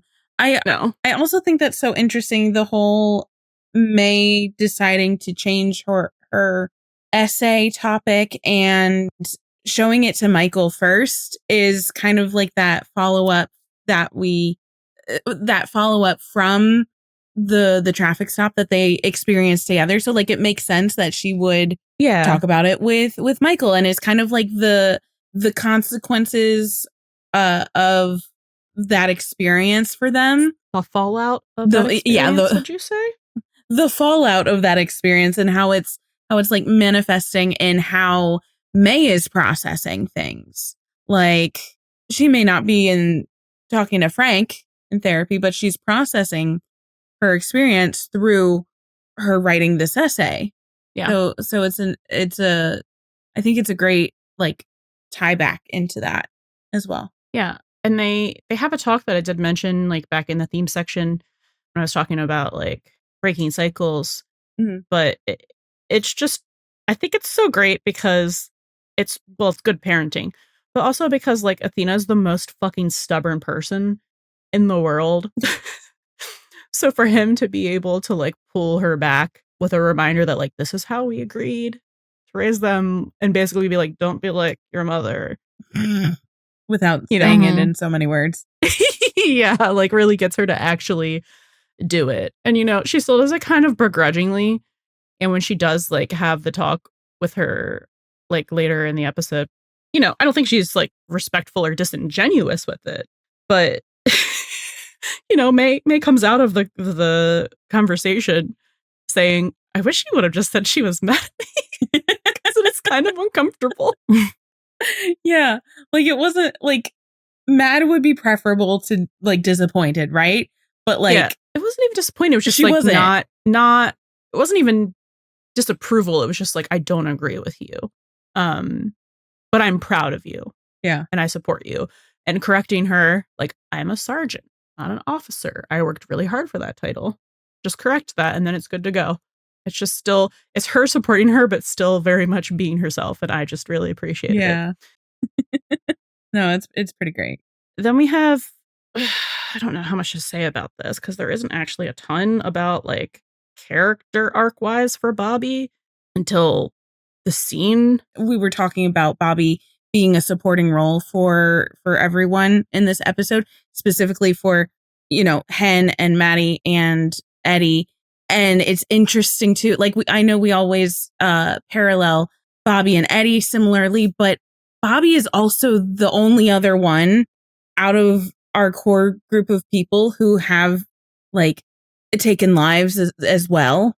And I think to have him be in the supporting role for I guess like mostly Hen and Eddie, like from last episode a little bit, is a really interesting tie together for all 4 of these characters, even though he doesn't interact with Maddie, but just like that similarity in background for them that it allows Bobby to really empathize with kind of what they're going through and the responsibility that they are feeling and taking on, because Lord knows, like quite literally the Lord knows that Bobby has taken on more responsibility for than he ever needed to, because especially with Hen, because he was also officially,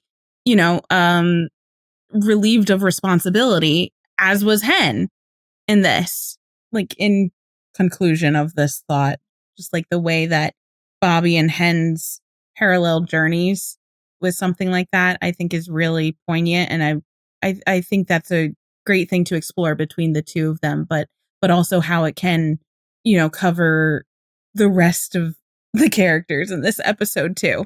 There are obviously parallels to 815. Have we talked about it enough? Do we need to talk about it more? I don't think so. We mentioned it. I mean, I think like we said earlier, I don't remember if we said it while we were recording, like Bobby really was more of a supporting role. And Mhm. I think any of the things that we're getting, any of like the set, basically this just feels like a setup for the next episode anyway. So there really isn't much character arc in here. And because really like Bobby's whole thing was being supportive, and then also being like, there was more, he was doing more like more taking on actions and, you know, being captain at the scene, and us. And again, it's really set up for the next episode. But that does, I mean, all of that does very much parallel 815 Yeah. of him making sure all of his team gets Everyone out is safely. safe. Yes. I mean, I think we mentioned in passing some of like the direct parallels of like Athena saying like, I'm not ready to be a widow yet. I'm not trying to make you one. Mhm. It's my job. I don't have a choice. Do not get sick on me. In hindsight, right? Like watching this episode with Bobby's storyline, even though he is like more of a supporting role in this, but like it gives like the like weird kind of like premonition-y vibes now. Like fate is coming for Bobby, but today was not the day. But it's like it's so weird how it's recontextualized once again. Yeah, like it's so I hate that. it's so similar. Like I hate that it's done that beat for all for these beat. episodes before Yeah. we've done, you know what I mean? Not even just for rewatching it, just for the podcast is annoying because then we have to keep talking about the storyline we fucking hate. Well, and that's the thing we said in our grief special. It's like this is going to permeate the entire show, especially on rewatches, because it like still said recontextualizes stuff. So it's thanks just, a lot, it's just, Tim. It just feels like really weird now. Yeah. Like serendipitous, but like in a bad way. She says, I am not ready to be a widow. Well, girl, I hope another 5 years was enough for you. Oh, God. And he says, I wasn't trying to make you one because he wasn't then and he wasn't in season 8. It's also like, I'm not choosing to leave you. Exactly. Yeah. Yep. So I had to slow down that fire, and the only way I could do it was get in the path of the smoke. You know, it was the same thing. Mm-hmm. It was like he had to be there on the call. Yeah. And the tear wasn't his fault. And obviously he was always going to give the cure to Chimney because like he's the captain and it's his job to make sure that all of his people are safe. Yep. Said, I didn't have a choice. It's my job. And she says, you will not get sick on me. So funny because he actually does die from being sick. So hilarious. And just like the situational aspects of this are crazy. Is this a full circle moment? Yeah. It is. This is a gross one, actually. No, it's That's why I said it's sick and twisted. it's evil. It's evil because like just like looking at the situations, you have this like two. No, What? you know what's What? bad? I just think it's bad that, you know, Juan Carlos Cotto is the one who wrote this episode. Yeah. And he's no longer there. Yeah. So, they reheated his nachos. yeah. Did reheat his nachos. In the worst His way. delicious, like They were so award-winning good. nachos. They were so good fresh out of the oven. And they gave me cheese whiz on stale fucking, like, what's the whitest, shittiest tortilla chips you could think of? Those. Tostitos? Yeah. That's what I was thinking. I think there's an actual cheese whiz. And not brand even that's warmed worse. up. Not even warmed up. Cold. Cold. Ooh. Like doesn't sit well on your tummy gut. Mm-mm. Like, The nachos that come in the Lunchables, those are gross. oh. I never understood that Lunchable or the pizza. I'm like, who wants to eat this not warm? I know. Oh, I couldn't do the pizza ones. Like, No. That made I no don't sense. eat Just the cold deli meat pizza. ones with lead. Delicious. Yeah. The kid- Yeah, the there's a lot of Gold lead in 60. Lunchables, apparently. The kid poisoned charcuterie board. That's the one. Grill dinner. Oh my god. Anyway. You know what? That is, I think Tim Minear and Kristen Rydell owe Juan Carlos an apology. Or like actually just bring him back for season 9. Thank you. Yeah, I missed him the actually, past 2 please seasons. bring him back. Please. Why isn't he here? Please. Bring him back. Thank you. Yeah. But yeah, no, they did. I was actually wondering if, like, because remember, this was a last minute decision. Like, we know that for sure. It was a last minute decision for 8:15 to kill Bobby. I was wondering if, because the Contagion arc was mirroring this episode so much for Bobby, that's what made Tim go, aha, actually, what if we killed Bobby in this episode? Probably, actually. Because he is very self-referential. They do call back a lot. Like, Yeah. And it's so like beat for beat. Yeah. Similar. Like the scenarios of like potentially catastrophic, like not that it's like the virus could have been a biological weapon. The radioactive waste is just like not biological weapon, but you know what I mean. It feels very like similar in that way. Yeah. And anyway, then to make it more depressing, after the hospital scene, we get Bobby being brought home by Athena, and Michael and the kids are there, and they're so worried. And May's like, they've been watching the news, and she brings up like they think there could be like really bad, long-lasting health complications for the truck driver, including cancer. And he's like, oh, like I was wearing protective gear and I wasn't in there as long as him. Like, I feel fine. And like the relief on everyone's face. Anyway, this is horrible. This is really upsetting. I said it's sick and twisted. I know. Yeah, and like that's the thing though, is like this does do it better because you've got like the extended Grant Nash family there. You've got Eddie there. Like well, actually, it's weird because Hen isn't there. Oh yeah. So in one instance, we have one of the 118. She was there in spirit. She was in a traffic jam. That's the reason. That's why they had to suffer through traffic. At least they were. Why is it always a gay person missing? That's homophobic. That is kind of. I mean. So like, yeah, that is weird. That is weird too. But like, at least we can now like almost transpose like if Eddie was there for 8:15, it would go a little something like this, and it would have been better. Upset. That's all I know. It would have been better. Upset. Anyway, yeah. Oh my god, depressing stuff on rewatch. It's not depressing. What? Gay shit. Yeah. Yay.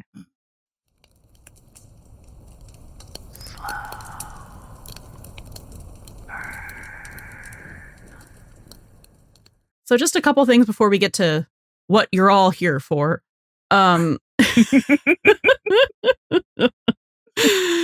the first call, on the meteorite call, Eddie is just like doing his like goo I'm so fond of you face at Buck's little fun facts and just like antics. And when he explains to, I can't remember this girl's name for the fucking Olivia. When he explains to Olivia that Buck knows, she's like, how do you know this? Instead of going, he's autistic or has ADHD, he says, Buck was in a natural, like he was there in the tsunami. So now he has, his hyperfixation is natural disasters. He's like, let me explain my husband's antics to you. So like adoringly too. And then Buck is like, it does this cute little nod like, I'm so proud. And I'm proud that you know that and that you're speaking for me. Like, it's I don't know. It's just cute married behavior. I mean, also, like, I feel like by that point, like, this is how, like, that's that trend that we start seeing later. Because of that one scene in season 5 where he's like, oh, Buck goes to the LA Zoo and he's got it all memorized. Like that he takes Chris all the time. So like it's kind of like, okay, so he's definitely for sure like talking Eddie and Chris's ear off with all of these like natural disaster fun facts, and like that's just him being they love it. He's so fond of it. Well, he's the official Buck translator, and we see it in 805 as well when he's translating him to his own boyfriend. Oh my God, yeah. Because, well, he's his husband, that Trump's boyfriend. Yes. Oh yeah, 100%. That's why he's sitting right there on his. That's his partner, Mhm. okay? The other guy has a visitor's badge. I'm gonna be really And he sad when doesn't. these Coke cans aren't here anymore. And I don't get to... Then we have Buck tells on himself that he slept with, is that the therapist I slept with? And Eddie's like, you slept with your therapist? And it's like, we're going to talk about this. That's the face he's making. Mm-hmm. And Buck's like, I was going through a phase. Didn't you just go through one of those? And it's just such Mary bait because it's like, yeah, I'm dismissing this and I'm going to say the exact thing that's going to make you shut the fuck up and not be able to look at me. It's pigtail pulling. Like, Yeah. most, He's like, yeah. most of Looks their away. interactions in this episode is a little bit of like classic pigtail pulling. This is For sure. Isn't this also kind of like reminiscent to like the it's in season 4 when they're like, oh, I was wondering why Buck was reading a book, and then like Buck is like talking about he sells Eddie out about like his interaction with Anna, Mm-hmm. and then oh god, I'm trying to remember. Gives him what the else. look. He gives him the look, and then he says something else that was kind of reminiscent to this. He was talking about love language because Oh, he what was was like, why is Anna's- everyone yeah. reading? Yeah. And it was like babies, something girls. Yeah, or women, yeah. whatever. Babies, med, Babies, like medicine, medicine, women. or textbooks. women. that's Yeah. what Hen says. And then Buck's like, Eddie, what do you think Anna's love language is? Why does he need to know that? yeah, why does he need to? He needs to know Why is he everything thinking about that? Eddie. Mm. So interesting. But then Eddie's like, traitor. It's just a bunch of teasing going on. around Yeah. here. I love them It's and hate them. it's so just great much. banter. It is. They have good banter. And they continue to have more banter. Hmm. Yeah. Welcome to our second scene dissection. We keep doing this. Scene dissection, but slow burn edition. Can I preference this with, we were going to talk about this anyways, right? We were always going to talk about this anyways, and we were going to talk about it anyways in the manner of how gay it is. Well, Yes. in the time, in the last month, perfect timing for us in classic buddy system fashion somehow, serendipitous, one might say. Well, Mr. Oliver Stark and Aisha Hines went on a podcast that like week of upfronts, or it came out the week upfront of upfronts. It was the Smith Sisters Live podcast. It Hilarious podcast. oh my God, they're so funny. It was It's- really funny. Listen to it if you haven't. They are fantastic. They do a lot of like pop culture stuff, but this was, I think, our first time listening to them. It's on Sirius XM, Spotify, Apple Podcasts, all of the stuff. And in within that podcast, or within their conversation, and the sisters, the three sisters, are absolutely big fans. Like they love the show too. So that made it just like really enjoyable. But they did do a little thing during their conversation where they read some of the lines and stage direction of the kitchen scene here. And and honestly, you should just really go listen watch to it. It's so funny Watch because it, they listen don't to it. say what scene that it is. But But you they know. were like, can we read you a scene? And just kind of understand. Get your take on it. Well, I think they specifically were like, you weren't trying to be gay the whole time, so we need to understand your acting decisions. Yeah, they wanted Behind the insight, scene. right? Yes. And So they just read the dialogue Yeah. to this kitchen scene. and some of And the it's- scene stage direction too, which I think like enhanced it a little bit. I think it's hilarious because as soon as there's video for this clip of the podcast too, as soon as he realizes what scene it is, he like buries his head. Yeah. He's like, oh shit. He knows He immediately. knows. Yeah, it's like he is well aware what scene they're going to be pulling out here, and just like Oliver's bracing himself. Aisha looks oh, like She's excited. delighted. She loves it. She's laughing hysterically the whole time. She's like, this is great for me. She's like, this is like evil. This is what I would be doing. She is us, basically, just like watching. Yeah. She's like, what good food. In rapt I love when attention. people torture my best friend. And yeah, basically they make him sit through that whole reading. And then they finish and they're waiting for him to say like what his motivation and thoughts were behind that. And he just goes, yeah, that was super gay. Just like, that's it. Yeah, that's super Thank you. gay. Like, We love a man with brain cells. so, from the horse's mouth, if you will, Yes. this is a super gay. This is super scene. gay. This is super gay. Yeah, like, and then he talks about how he's grabbing his belt. So keep an eye out for every single belt grab. Yeah. Oh no, Rachel. And I think the sisters also mentioned how he was like looking up from like under his eyelashes and like Drinking the bottle. looking at him like that while he Like the has his lips suggestive on the drinking. bottle, Mhm. like how it was all like suggestive and flirty and like getting up in each other's space. So like they lived our dream. Like this is like the sisters kind of just like interrogation that I would also like to know. Mhm. Yes. But I think it's hilarious that he gave no reasons. He was just like, "You're right, Yeah. that is super gay." Just try and explain it. Cut At and all. dry. It's super No, gay. He was just like, "That's super gay." And he also mentioned that at one point he was talking to oh yes, I think Tim, and he said the writer, but we know it's Juan Carlos Cotto. Mhm. yes, our man. So Oliver was mentioning that like Tim was saying something about He's like, "This is just like a Yeah. normal conversation, a normal between conversation. two guys, right?" And Carlos was like, "I'd never talk to my best friend this way." And Valid. Oliver was there for that conversation, and it's just Yes. like, yeah, the writer of this episode and this scene wrote a scene of two best friends Mhm. acting in a way that two best friends, platonic best friends, would not act. So it's like, what else do you want us to do with that? Mhm. Confirming, no, this isn't a normal conversation. This is actually very abnormal. They are not normal. It was Tim Buck who and Eddie are asked, not right? normal. Yeah, Tim was like, yeah, this is a normal conversation. Right? And Juan Carlos Cotto was like, no, man. No, No, it's not. This is not normal at all. my dude. No. So, like, I also really now want to know, like,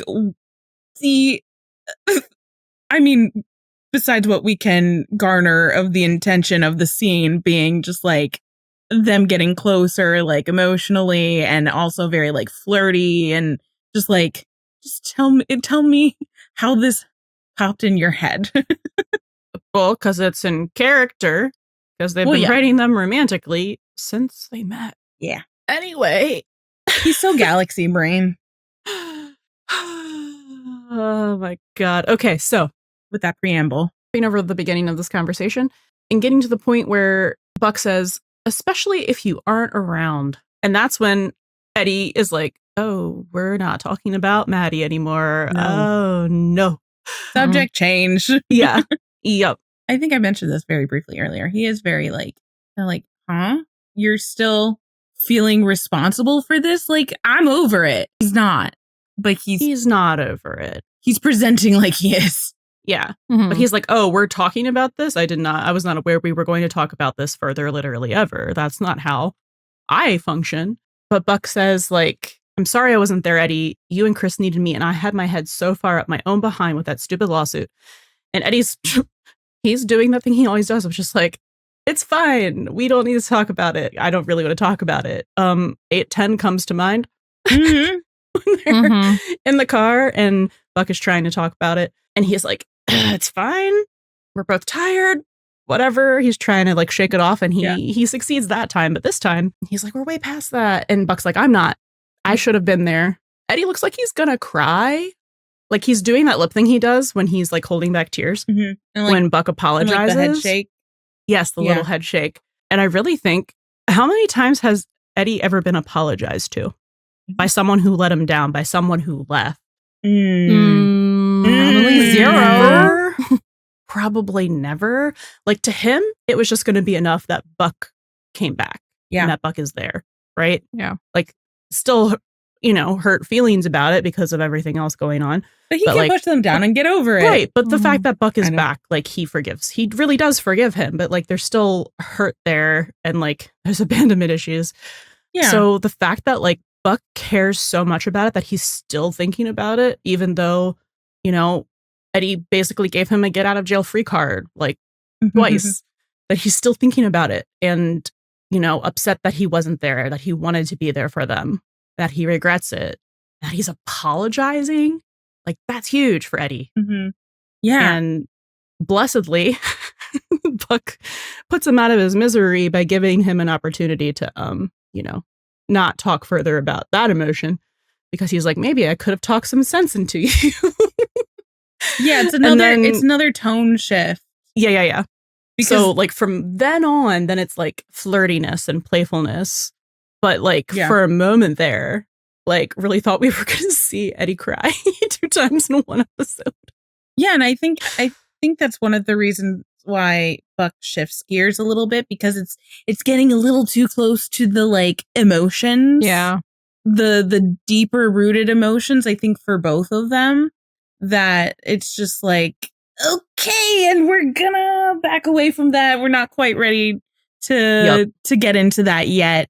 But Buck, it's Buck like feeling all of that responsibility, and I think it also just goes to show like just another reason how, by Buck coming back, but then also apologizing, which I don't think Eddie has had much of, especially from people who left. Like it's another reason that that Buck gives Eddie, for Eddie to trust that Buck has his back, which is what so much of season 3 is about.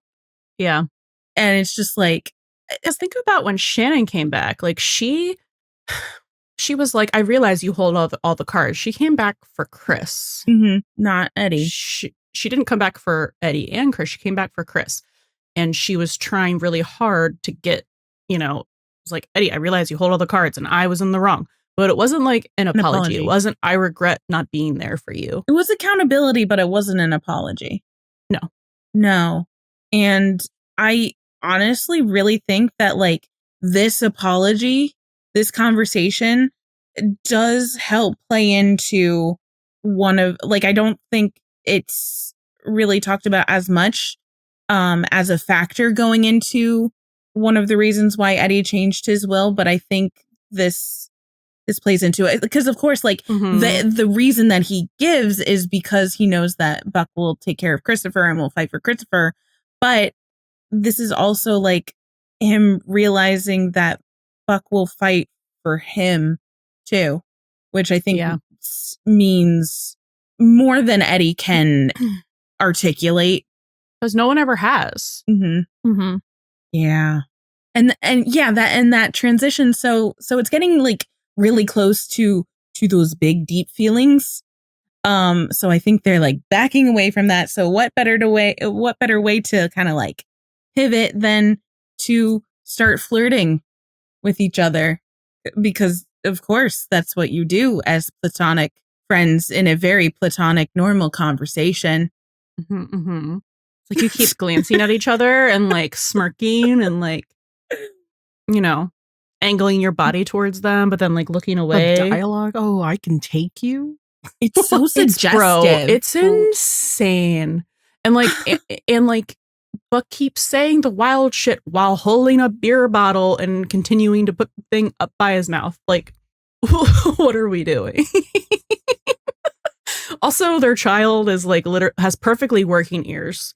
His ears are fine. He's probably not thinking anything of it. No, I know he's not. No. But I'm like, he's not thinking of in euphemisms, but it's absolutely, Chris being right there is absolutely the reason why Buck says like, my head was so far up my own behind rather than my own ass.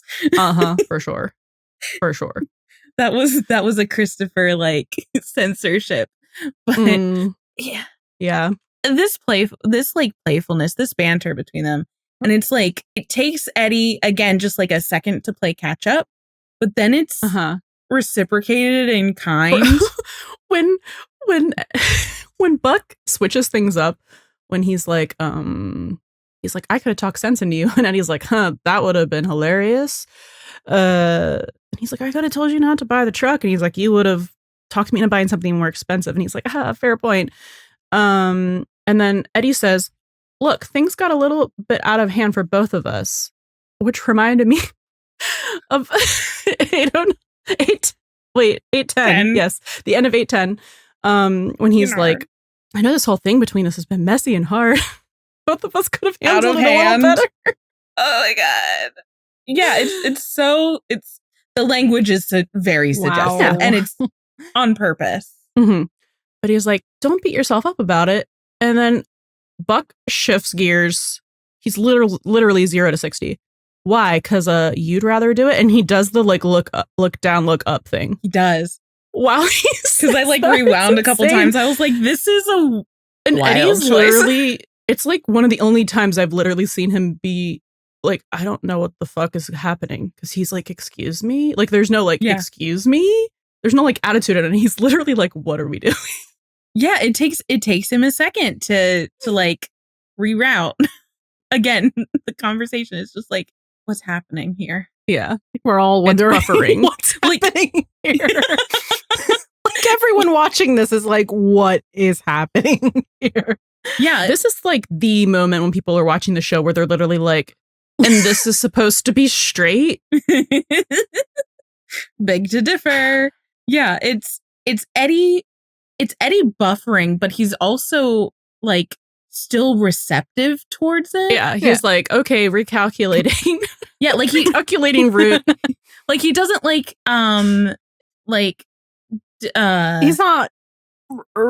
he's not shutting it down. Yeah, that's the word. It's hard. Yeah. It's like resisting it. I was like swatting it away. Like he's just like, well, elaborate because I have no idea what we're doing. Say more things. So says. Whatever you do it, and I'll pick up. So he's like, come on, Eddie, if you're not going to be honest with Frank, like at least be honest with me. Just like another reason why or how Buck and Eddie know each other so well. Because Eddie didn't say that. No. But Buck knows. Yeah, because he's like, who said I wasn't being honest with Frank? And he's like, you said you two weren't clicking. And he's like, maybe I'm just not a therapy kind of guy. He's like, right. You prefer to work it out in the ring. I hate them. When you guys watch this scene, whether it in the episode or it just like comes across on the timeline, do you mouth all the words to this too? Yes. Okay, good. I think we've literally mouthed the words to it together while watching it for but like whatever reason. And then he's like, there was no ring, Buck. There was a fence. And he's like, this is him flirting. So unfortunately, it works. Still for no Buck. game, but it works on Buck. Because Buck also has no game. They have game for each other. They're no game for no game. Like it's because they're loser for loser. Remember, he's got a silver star, so anything that comes out of his mouth is game to Buck. That's true. Well, Eddie said it, so it's great because he has a silver star. Exactly. So Buck says, he's like, come on. You don't think while you were going through your phase, just maybe you were throwing your punches at the wrong guy? He wants to do freaky shit with him so bad. This is such a wild thing to say. Oh my God. And the way he's saying it all flirty, like, you could throw me, like, you could knock me around. I'll let you hit me. Like, it'd be fun. Like, it's this weird, like, layered thing because it is so flirty and a little bit kinky. But it's also like inspired so many fanfics. It's also a little bit like self-flagellating for Buck. Yes, he's like, I know, like, I deserve it. I feel responsible, but also like I would be into it. And he's like, seriously? You're going to make it about you again? But he's not like angry. Like it is literally still the same flirting voice. It's lighthearted. Yeah. And again, Eddie is also taking sips of the drink in between saying all the thing. It's very, all of this is so purposeful. Like literally fight me that it's not. It's like it's like a tennis match, Yeah. right? Because one serves, the other like. Oh, and the way the shots cut so fast back and forth between them, and a lot of them are like, just like shoulder up. Like they get closer and closer. Yeah. And Buck's like, look, I'm just saying you were pretty pissed. I thought for sure that in the grocery store you were going to take a swing at me. And he keeps saying it like, I wish you would have. Like the voice is saying it while he says the shit is so wild. The cadence of this delivery. Wild.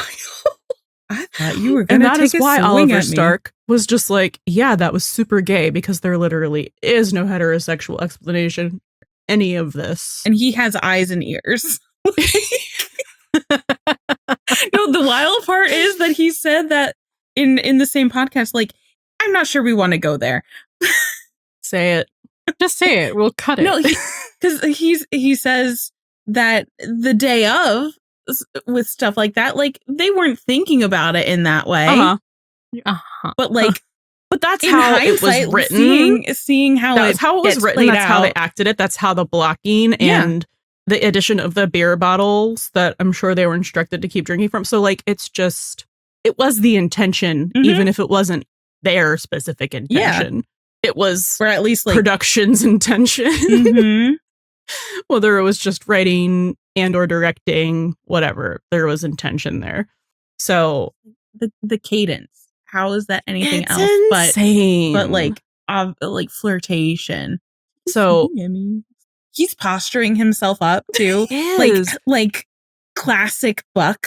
Like, and Eddie is making these faces where he's like, he's not able to look at Buck right now while he says this. He's like, not that you didn't deserve it, but I wouldn't do that. You're on blood thinners. He does keep looking away, doesn't he? When because he's a little, he doesn't really know what to do. It's almost like he's getting a little flustered. We also know that that Eddie maintains very good eye contact. Like in 303, when he is following Buck's gaze to like hold it, because he's like, I have something important to say and you're going to listen to me, goddammit. Like, so we know he's good at maintaining eye contact. So when he ends up getting kind of like shifty eyed. Yeah. It's normally because he's emotional or it's something that he can't look at directly. So I really think he's just flustered. And it started with that, excuse me? Because he literally was taken the fuck out. Like, what are we doing? Yeah. And it's not that he's against what's happening. He just is like, this is just catch me up to speed. Right? Yeah. This is a little different. Then Buck grabs his buckle. I can't. While actually can't. Inching up into Eddie's space, says, well, I'd still take you. Playing it like a movie in my head. It's just like, were you doing the same thing? No, I'm watching it. and then Eddie like tilts his head and he's like, you think so? And Buck doesn't even let him finish. He's like, oh, I know. Like just like the delivery of that line, but also like the physicality Buck takes on. It's like this kind of like performative, like, yeah, I'm cool. I've got game. Like I'm cocky, Buck 1.0. Wait, I think I lied. Hold on. This is important. Please hold.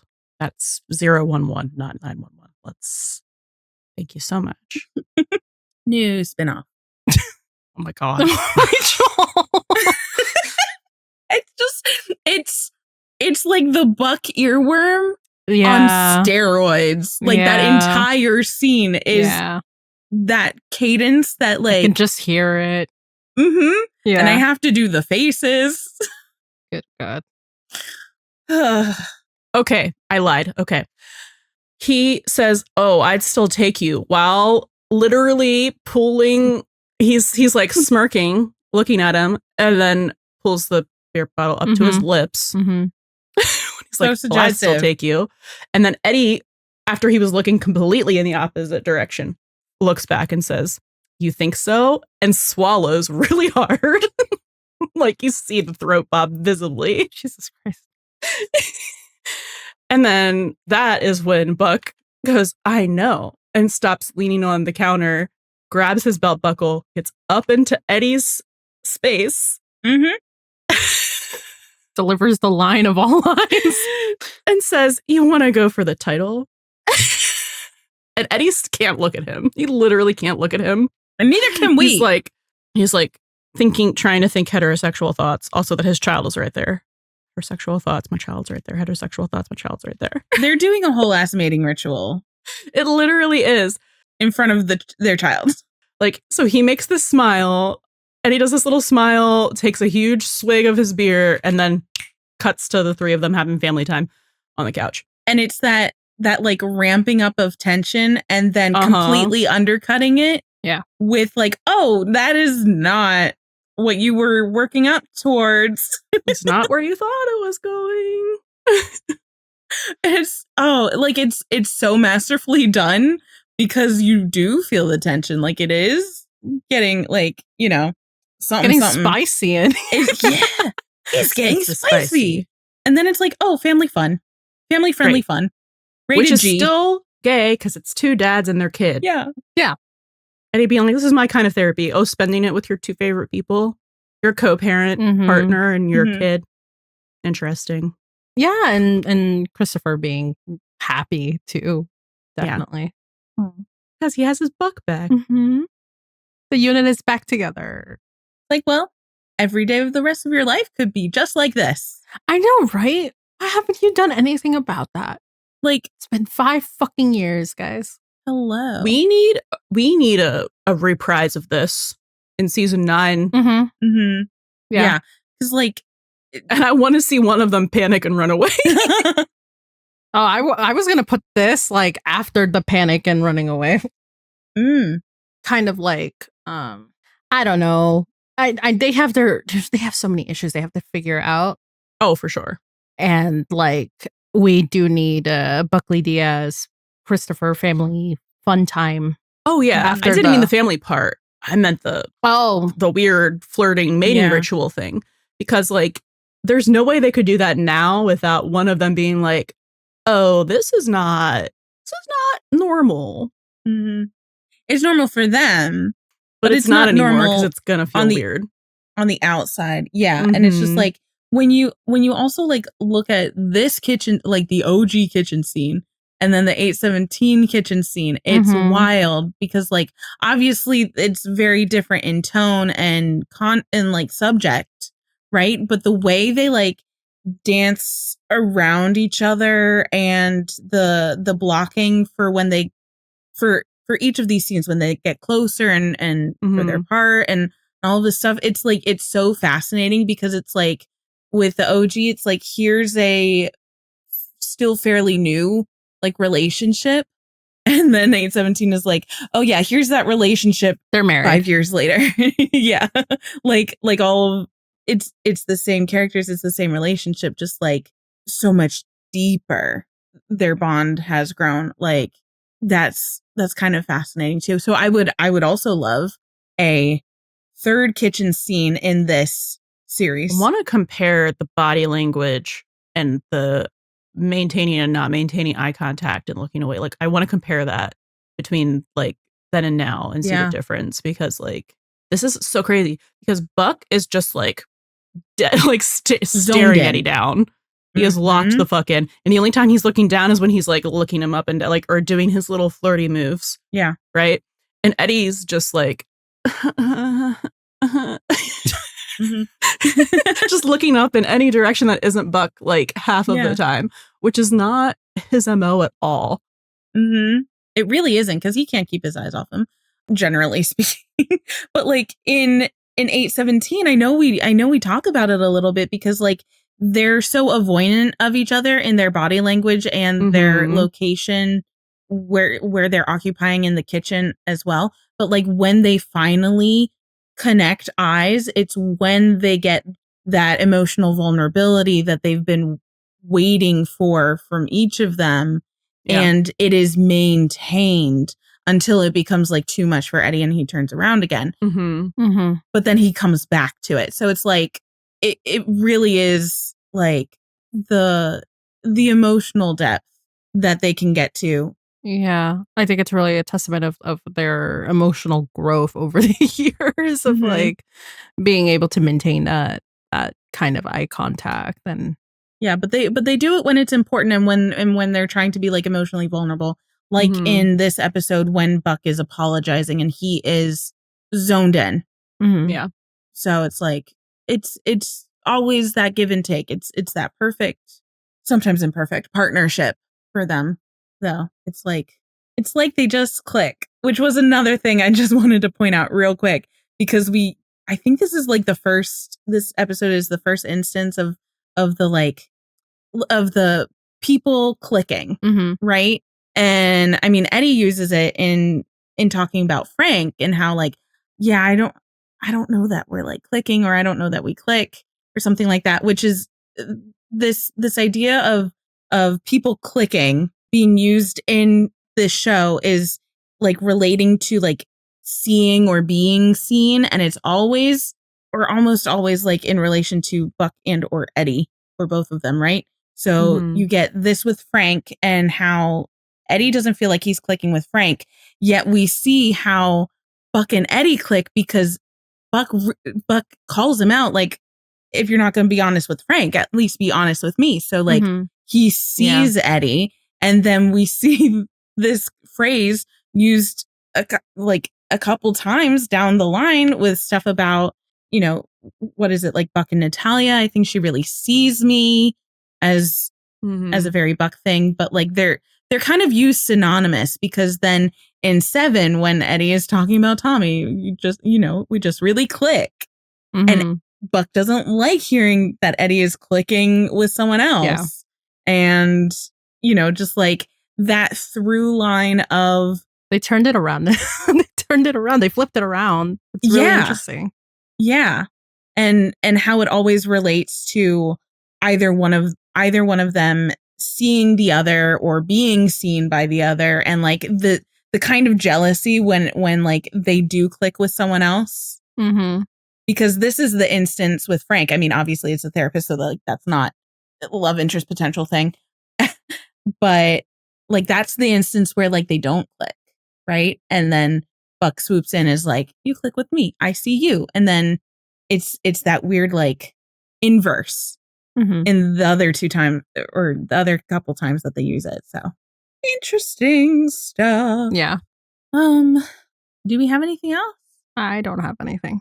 Just I have it. Okay, I'll say another thing. The thing about the ramping up of the tension of the kitchen scene, only for it to be undercut by like family friendly, rated G fun, is kind of similar, maybe a little bit, to 808, where we see just a teeny bit with, we see that suggestive scene of Eddie looking at the tablet, and we know he's looking at Holmes, but like it is suggestive of other things. And then Buck comes in and is all flirty and curious, and is like, what you looking at, Eddie? And like the tension is like, well, we don't know what's actually on the tablet. Like, is it something nutty? But there is Buck being that like flirty self again. The tension is ramping up, only to undercut it by something not. Right? So kind of familiar vibes there a little bit. Yeah. So it's, I guess I wanted to say that because it is pointing out a pattern of a Buck and Eddie scene, tension ramping up.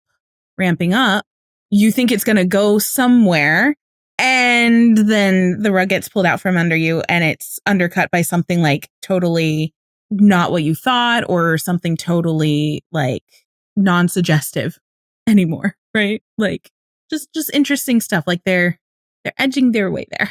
Interesting word choice. Or the audience. That was a great way to end that, Rachel. You're welcome. They're edging their way there. The writers and The producers audience. of the show are edging us. Yep. What a symbiotic relationship. Love that. Yes. Oh my God. Anyway, this is your sign, if you haven't rewatched that scene recently, to go rewatch it, because it's super gay. It's super And gay. after you do that, go listen to the podcast that Oliver was on. Yeah. It's a good listen. They're hilarious. It was a really good listen. Not just for that, even. It's good. That was like an out-of-body experience. Which part? Just listening to that part of the podcast. Oh, okay. I was like watching the scene because yes. But yeah, it was just That like, too. Oh God. No, it's still funny because like I was in the office listening to that. And when that part came on, that's unfortunate. that was I work from home. That was very thankfully. unfortunate because I giggled out loud. God forbid you show like some joy. I think I was streaming it on our Discord. Like, I think we were all on mute, but I was streaming it on Discord for people who didn't have Sirius. Because, like, I think they released their stuff on Sirius XM. Yeah, because it's live first. It's live on Yeah. XM first, and then it gets Yeah. released later. So I was streaming it, and I think I had to stop it for several minutes while I processed that. Oh my God. Just his choice of reaction to that, like, yeah, that's super gay. Like, It's like, Weebin knew, but like, you didn't have to come out the gate so hard like that. Yeah, Like the steel chair. Really? Really talked in circles around that. Like, you could have done something, but he was just like, no, that's super gay. He did not mince words. No. Listen, It's he just had like 4 pairs of eyes on him. Like, so He had 4 women who were like not about to accept any bullshit. So yeah. He made the wise choice. All of them were like, yes, give us the heterosexual explanation for Please And he was try. like, There is can't. none. I can't. There's none to be found. Go fish. God. Yeah. What a great episode. What a great scene. Uh, If nobody got us, I know when Carlos got us. for sure. This is just like, yeah, this scene, platinum. Goes platinum in our living rooms. Mhm. Like, quite Triple honestly, platinum. Yeah. triple platinum. Absolutely it does. Oh God. All right. Well, remember, don't go for the title. But if you do, Take a buddy with you. Thank you for listening to the Buddy System podcast from start to finish. We literally cannot shut up about 911, so please come talk to us on your favorite social media platform. We're at Buddy System Pod everywhere. That's BUDDIE System Pod. Leave a 5-star review on Spotify or Apple Podcasts to get a personal shout out in the next episode. The Buddy System is a Nerdvergent media production featuring music from Divinity. Can't get enough of the buddies? Subscribe to our Patreon for access to exclusive content in our Discord community. Catch you next time, and don't forget, Bring a buddy with you.